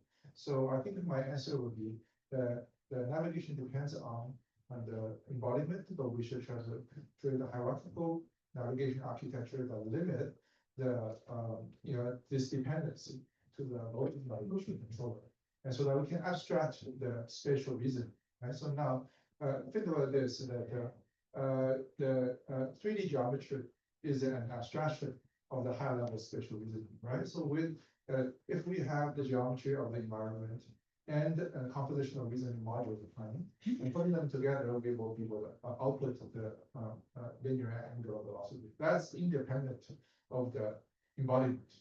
Right? And also the concrete example, the human is capable of doing that, right? So regardless of whether I'm running or I'm walking or I'm sitting in a wheelchair or I'm hopefully I'm never sitting in a wheelchair or I'm driving, my brain has never. My brain roughly has the same navigation policy, even though the action itself are actually quite different. Yeah, so basically this is a very interesting question that recently I've been giving this talk titled "Do Generalist Robot Need Specialist Models?" It's kind of related to this topic now specific to navigation. And this, I know this is a highly controversial sort of title and question, but my version of the answer is that I think the future is hybrid, meaning I think there will be a sort of like at a high level, there will be a generalist brain that sort of orchestrates a bunch of low-level skills, as previous speakers have mentioned, for different type of terrain, traversability. You need to have different type of skills prepared, but then they can all be conducted like a conductor or orchestrated. So I think that to me would be a reasonable future, and that's also what we have observed in that paper that driving and walking help each other. So at a very high level, abstracted at the right sort of like an interface, then this kind of like a generalist model could work. So that would be my answer. Okay, thank you very much for our panelists. We're gonna go now for the speed debate. So I remind the audience, if you participate, you get a t-shirt. It costs us a lot of effort to get these t-shirts. So, yeah, so these are, I don't know, we're probably not gonna make it through all of this because you wanna go to eat at the reception. But the first thing, and I think is most important, that maybe we want to talk about, what does it even mean open world, right? Because open world can mean like, okay, the environment is no longer controlled. It's like you have a lot of unexpected things happening and so on. Or it could also mean like there are very, very different types of navigation. We spoke here mostly about like human-centered navigation. But there's also maritime navigation, and there is like navigation in mountains and like very kind of hostile environments and so on. And these are very different types of navigation. So the first question would be, and I'm just gonna give us a bit of context. So I talked to some people from Bosch, and they were very early on the hype train of autonomous vehicles, like in 2017 and so on. And I felt like they lost hope a little bit. They believe less in like individual autonomy for agent and more in like a hierarchy of controllers. The given junction will have a controller and who's control over that. And they implemented something similar in their factories and they were happy with that. And they thought maybe we should adapt the world to robots rather than adapt robots to the world. So this is the first question. And somebody from the panel needs to pick an opinion and defend it for 1 minute. So adapting the world to robots or robots to the world? I'm gonna start with this one. And just for being controversial, I will say let's adapt the world to the robots. So that will make things so much easier, right? For our robots, for robotics. So we just need to instrument our streets, our houses, so that our robots can localize, and our factories not so perfect. I mean, they are pretty much all instrumented, right? You have cameras, you can put lasers, you can put tags, and then just the robots do what they have to do. You don't need to, you can remove the humans if it makes it easier for the robots, right? So I think that's a simple approach for us robotics is to modify the world, and then let's complicate algorithms. All right, somebody from the audience wants to convince us why we should just make robots more adaptable to the world. Joe? One minute. Thank you, and I will advocate for that we should develop robot to adapt the world, because in deep space exploring, and when we launch a rover to like moon or like Mars, and we human cannot operate it immediately because the lag during interspace and the environment can't be immediately modified by us. And we need the robot to have some autonomous to ability to handle the different and unseen things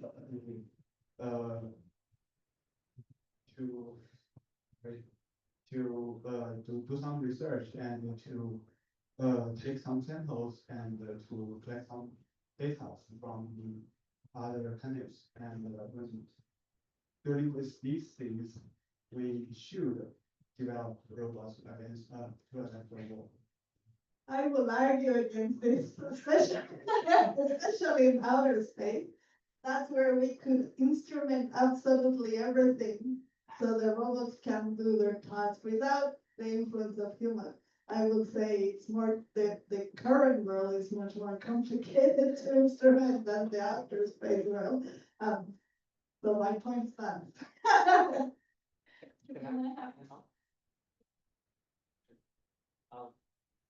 Okay, let me help the audience. So to me, I'm thinking this open world problem. As an open world to me is like an open set. An open set doesn't mean it's unbounded. I think an open world problem itself could be bounded. It's just like it has a larger variety of situations that it's hard to be like categorized one by one and like enumerate them all. To me, that's what open world means. But it could still be bounded. Say, I want to develop a robot that only works in kitchen environment and only in North America. They won't work in a Chinese kitchen. Right? But still, it's an open world sort of problem because it's not just my kitchen, your kitchen, it's all North American, non-Chinese kitchen, right? So in that regard, I think the problem is still bounded, then there is hope for us to adapt robot to the environment instead of the environment to the robot. But if I don't have to pick side, right? I think it's a hybrid, right? We should both adapt the robot and adapt the environment, and then pick the place where it's most cost efficient. Okay, we have someone who wants to respond. Oh, Dylan, the troublemaker. Yes, hi. Actually, I'm going to respond. So I think you made a good point there, which is that, we can put robots on places like Mars. We can't totally adapt Mars to suit the robots, right? We want them to do arbitrary tasks there. But I would say the more compelling thing is if you're saying, okay, I'll give you a robot that cleans your house, but you need to put down 60 virtual walls everywhere to allow it to do that.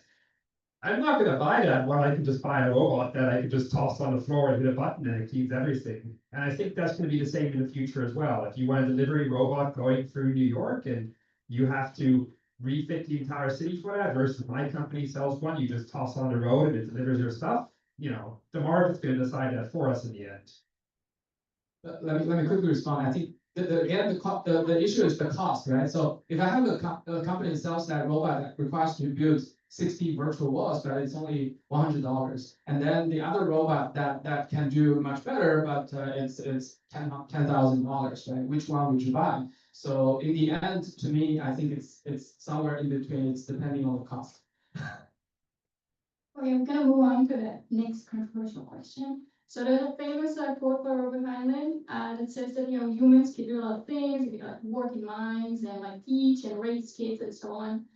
And specialization is basically for insects. This is his opinion. So we are like a more general creatures and well, insects are not. So this is the question for robotics. Like, are we looking for a general robot? Or are we looking for things that would do optimal jobs, but like in very specific tasks? Can I take this side now? I think I'll take the modularized approach. Although I think modularized approach doesn't necessarily have to be non-end-to-end. They can still be end-to-end. But then I think again, I believe the hybrid future, at the high level, there will be a generalist sort of approach, but then you have individual skills, which makes it a modularized approach. So that will be my sort of like perspective. But this is what we aim for robotics. Like we want humanoids that can be like mediocre at everything, or we want robots that are really, really good at specific things. Yeah, exactly. So that's actually the point, right? You can have a chef and a pianist and a soccer player, but they cannot be both, right? So you sort of like have to have these kind of specialization, which are so basically to me the real power of generalist agents is that their model can be specialized into specific domains. But does that mean one model that can simultaneously be general, like do all these tasks? That's something I fundamentally question. So, yeah. But even in terms of the embodiment, because you can again humanoids can do a lot of things, but they're probably not optimal at doing that. And then you could have like think about industrial robots as like the extreme case of things, which are really probably more efficient than humanoids will ever do. Be this like assembly tasks and stuff like that. So where do we go as roboticists?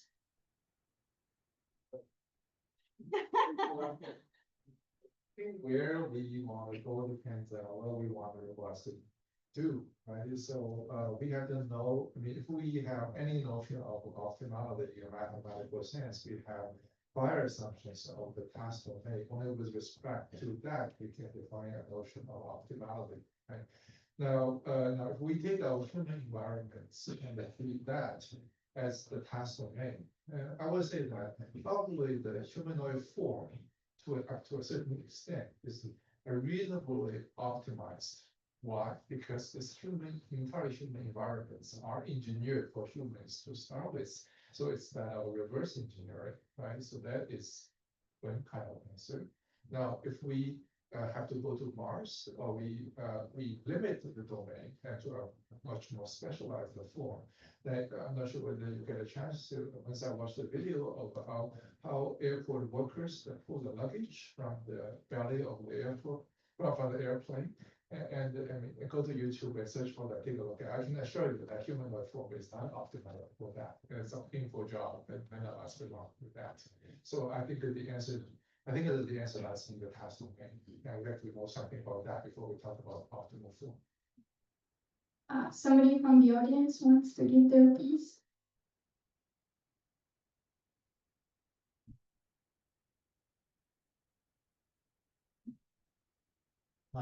Well, first of all, regarding the comparison between, for example, end-to-end and modular architecture, I think it's the same as, for example, ChatGPT. Right now, somehow we are trying to solve the general purpose robot and to have a general purpose robot in our life that do all sorts of things. If we thought about, for example, the tasks that have been solved before one by one, for example, OCR and maybe something like that, and then they are all wrapped up in one end-to-end model like ChatGPT. I think modular right now is working fine, but it turned out that, for example, robotic generalization is much harder than, for example, takes place as in ChatGPT. So we can think as modular architecture as well because they are working very good, but we should also stay keep in mind that we are aiming for end-to-end in the end. So, for example, we have very good examples from physical intelligence company. They tried specifically to solve end-to-end model for general robot, but they eventually are going to modular and that's specific using some data and cleaning, etc., and starting with task related only to goals and only related to application. But I think we will be ending up to end-to-end because we will have all these pieces together that, and with development of the foundation models that we have, we will be ending up keeping gathering these pieces together to have a very good end-to-end general role. Don't you think that if you want to basically stitch everything together, you need way more data than you need to train like a single model that is end-to-end, like for a specific part of your task?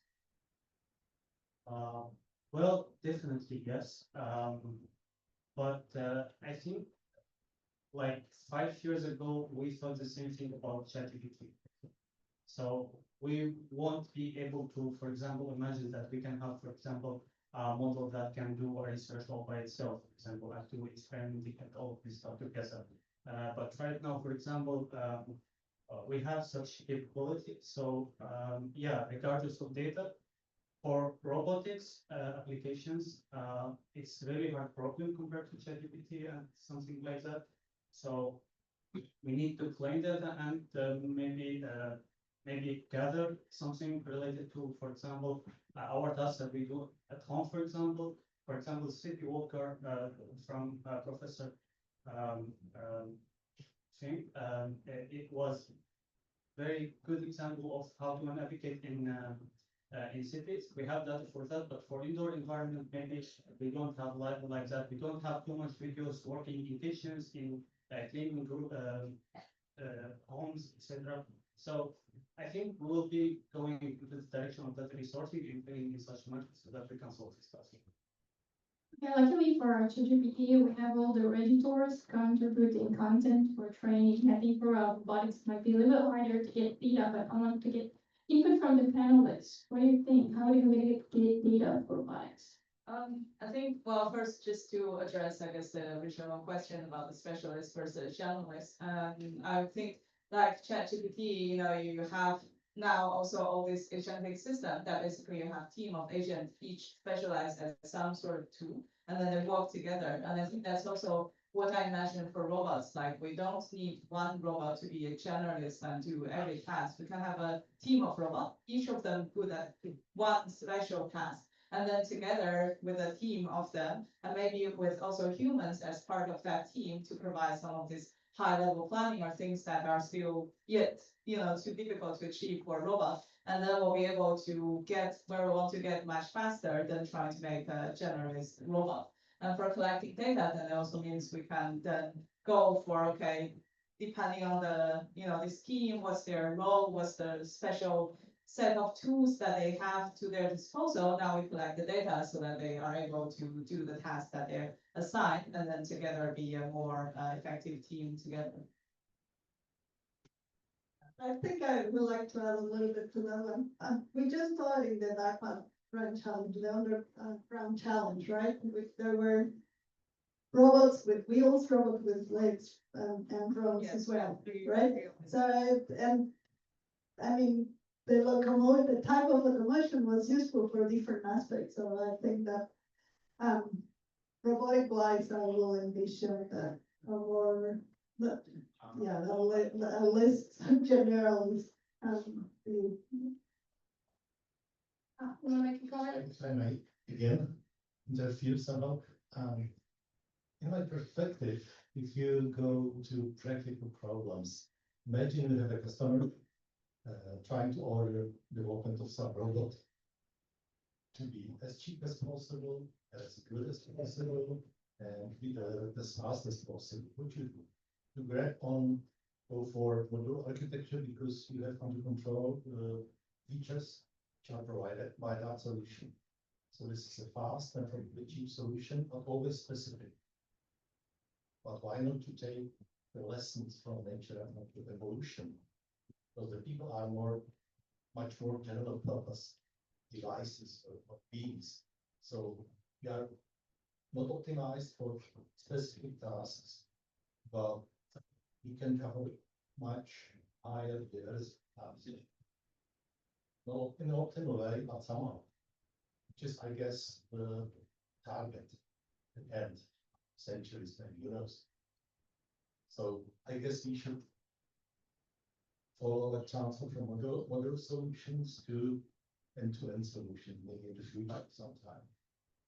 Then the question would be, we are already average at everything. Do we need to invest so much money in other being that's going to be average at everything? Yeah, that's a question, yeah. There's an audience member. Thank you for the discussion. I'm Abhijit from the University of Technology in Nuremberg. So I'm also standing for the modular architectures. I think modular architectures are much easier to explain. For example, if you have multiple modules and you can test each of them separately, and you know that each where the problems lie. Like if you make an end-to-end system, then it's like a lot of mess, and then you basically don't know where the problem lies, and it's very difficult to explain. So from the explainability point of view, I think modular architectures are the way to go. Okay, I think we're gonna move to the next question. So basically the role of foundation models in robotics. So we're gonna use them like again as modules, like for traversability, for depth estimation, and so on. Or are we hoping for like this end-to-end type of foundation models for robotics? Like we see core people trying to sell us. So yeah.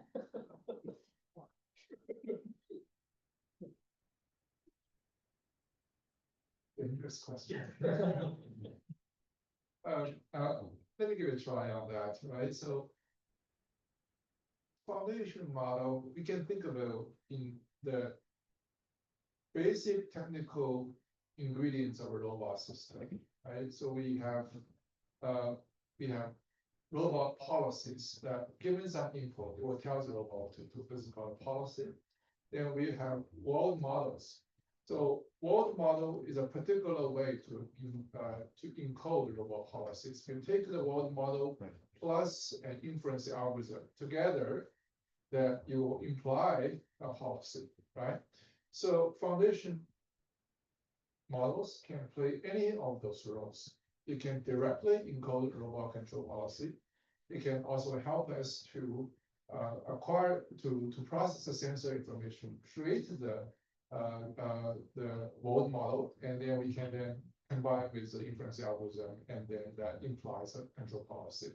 So as to which particular approach you want to take, that basically the learning theory already told us, right? Okay. So there are many answers, not a single answer, but a learning theory gives us the principles how to make choices.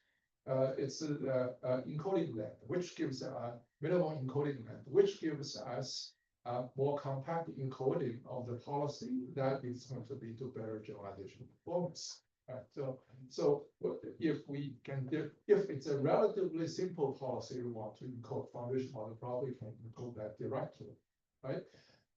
For example, that if I just want to encode how I go from here to my home somewhere in town, and that is a particular path, you can encode that directly, a few steps.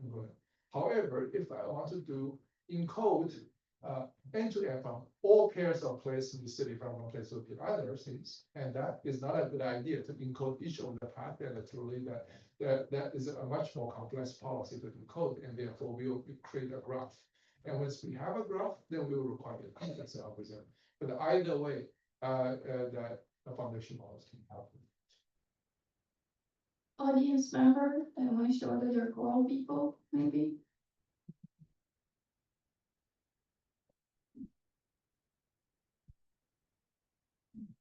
I think foundation models is the best way to simplify the problem we met. In past, before the development of foundation models, we saw some problems relying on many assumptions to work to environments or to the robots dynamic models even. But after we have foundation models, we can use it, the generalization capability to transfer the open world on more complex environments or things into some deterministic problem that can compress the problem, and we can use some more low-level action model or even rule-based methods to solve the problem easily. Because in this very small rule-based or some simple action policies, it solve a very simple problem. So we can make the problem solving more efficient. So they can just I think that's a simplified manner.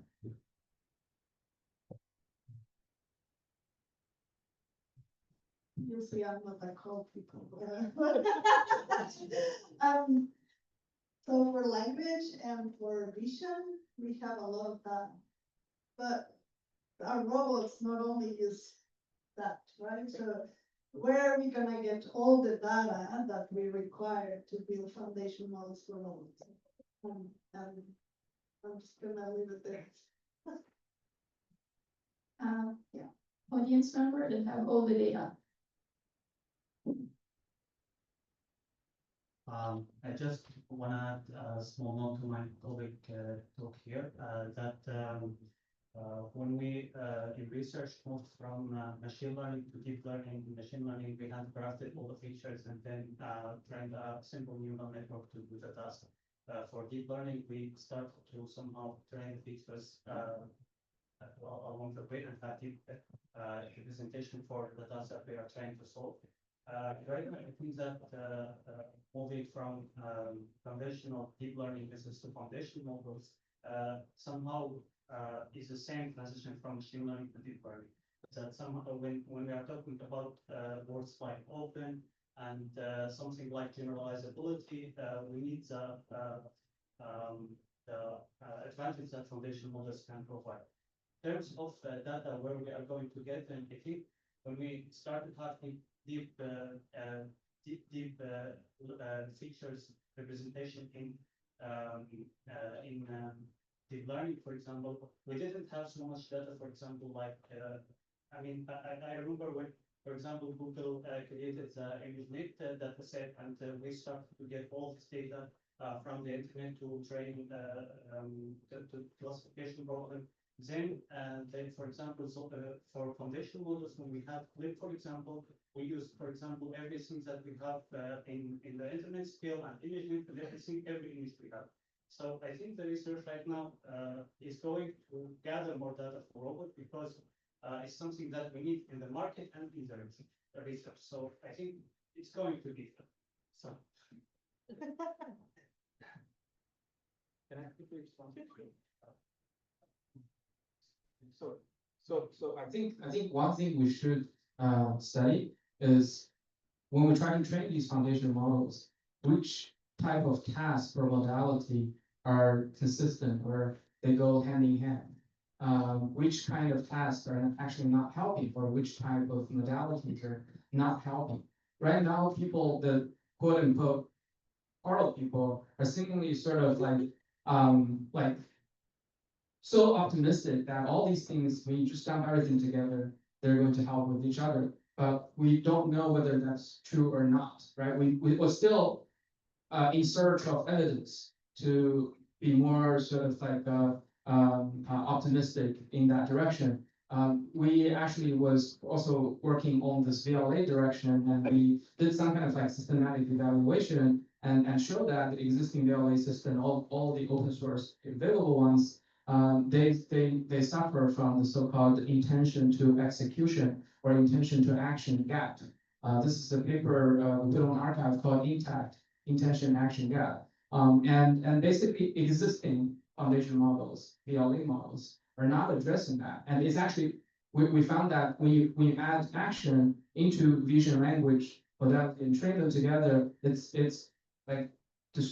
destroying everything, right? The vision capability reduces, the language capability reduces, and action was not very generalizable. Unlike when you put V and L together from LLM to VLM, we don't see that, right? So the sort of the end of, at the end of the day, the question we should ask, and actually have this nice discussion online with another professor at Singapore, is like whether we're being too optimistic of thinking that action will help, or at least is not going against with VML. We don't have a definitive answer or confidence in that yet. Yet we're still pouring millions, multi-millions of dollars into that direction. This is something I think, as at least as scholars, we could help, we could contribute. So that would be my take on it. I'm so happy to hear your opinion because it aligns with mine. Okay, I think we're like at the end of it, so I'll let Joel do the closing remarks and. Okay, before I let the speakers and panelists go, I'd like to ask for a round of applause for all of them and for the great discussion that have been. And I also just want to thank speakers and panelists here, but also the ones who have joined us remotely, including Dr. Tata Badyopanye and also Omar, who was speaking on behalf of Wenshan and Sebastian, who couldn't be here. Okay, so thank you very much, and thank you for your insights. So I'm very aware that I'm keeping everyone from the welcome reception, so this will be very fast. I'd like to invite Michael, who also was a speaker, but now he will be up here to present the prizes. So before I get to the best video and the best paper prize, I'll just like to give a very quick shout out. So the Earth Rovers challenge that you heard about, right now, Michael will be giving away some of the further bots. The further bots at this point in time are mainly to be teleoperated. They have an SDK that you can use to operate them remotely, but they don't have too much autonomy on them. And together with some of the other teams, some of the other entrants to the Earth Rovers challenge from NUS and from various other universities, we are working together to try and open source an autonomy stack for the protobots. And so we encourage you to like keep a lookout on Michael's Twitter account and on our, I think there are several of us here working on it as well, including Xue Su Xiao's lab and Professor Chen Feng's lab as well. So please do keep a lookout, and we hope to open source this quite soon. Okay, so now I would like to present the Best Video Award. And so the Best Video Award goes to the dual map failure cases, which we actually showed just now. I'm not sure if the author is around. Okay, please come on up. Yeah. So the dual map failure cases video was very interesting to us because it showcased failures for a semantic navigation task. And that is something that is very interesting. A lot of people are looking at it these days. So maybe you can come up to the center. A lot of people are looking at it these days, but we don't have too much information on what the kinds of failures are. So thank you very much for the failure video and congratulations. Okay, then now the best paper award. So this was quite hard to award because there were a lot of papers. There were quite a lot of papers, and some of them were really great. But the best paper award today goes to OpenNavMap from UCL HKUST. So OpenNavMap is a very, is the author here, Xin and Hao? Or is there someone collecting on behalf of him?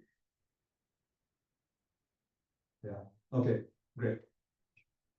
So the best paper award goes to Xiao Hao from HKUST and UCL and his team, because this is a very interesting paper that tackles a unique problem. It looks at trying to build scalable map representations across multiple different sessions and multiple different devices. Congratulations. And before we wrap up and close, I'd just like to give a shout out also to our sponsor, Rotobots, who catered the lunch, and also the other organizers of the workshop, and also all of you for staying so long. And we hope to see you again in one form or another. And do enjoy the rest of IROS and the welcome reception. Thank you.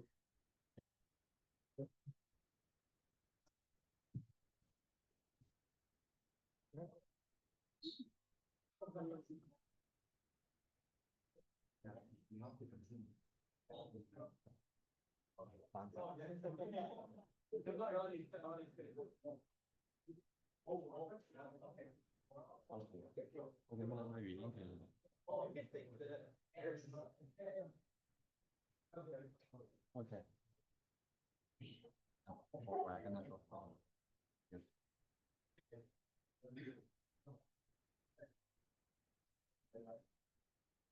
Oh, okay, guys.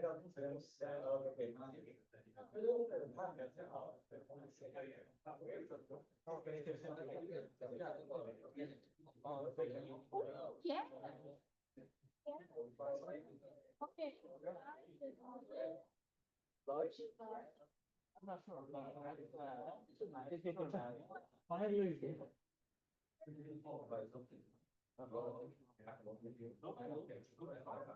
Who else participated in the debate and hasn't got a t-shirt yet? We promised amazing t-shirts. We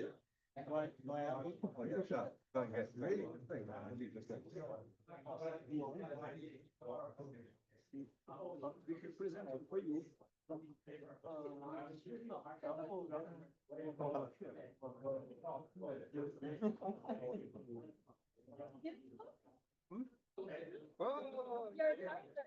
Yeah. And is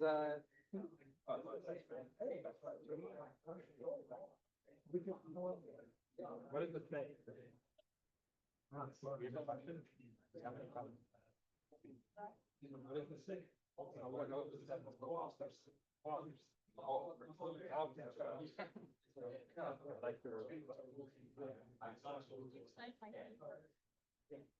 Paper that is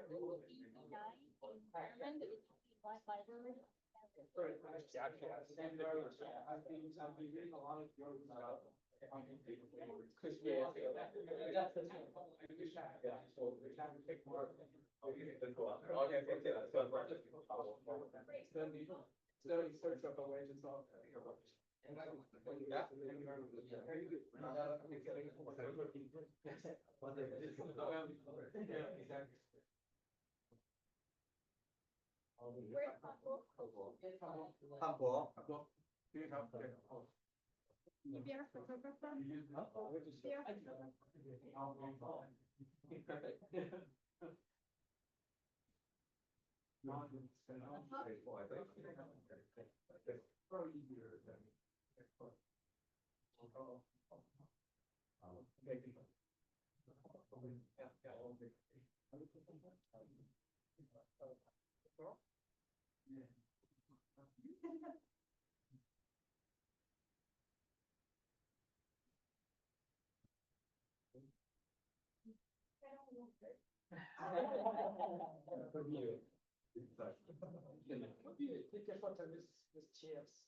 Yes, sure.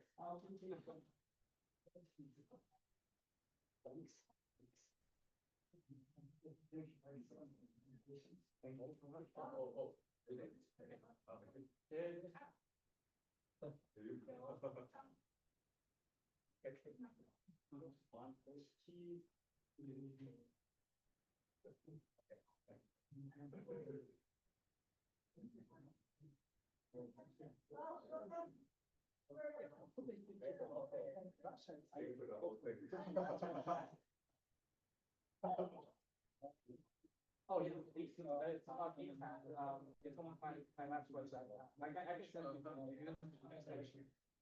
Yeah.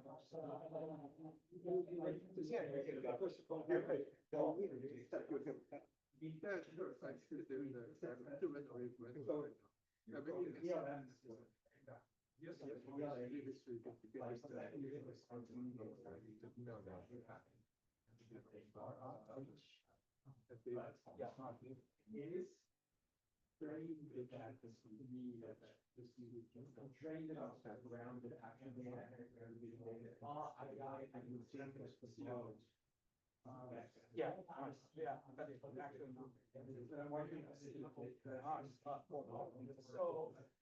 so, yeah, I think there's something fundamental, I think it could be a representation, not still efficiently, the way that you want to concept, or not the way, or it's even more fundamental for that, is actually that it's just not going hand in hand, it's vision to language. And it could be because again, actually, it's very low, so it's very like, semantic, look at the language line, or look at, you get lots of but if you just look at it, you get anything out of it.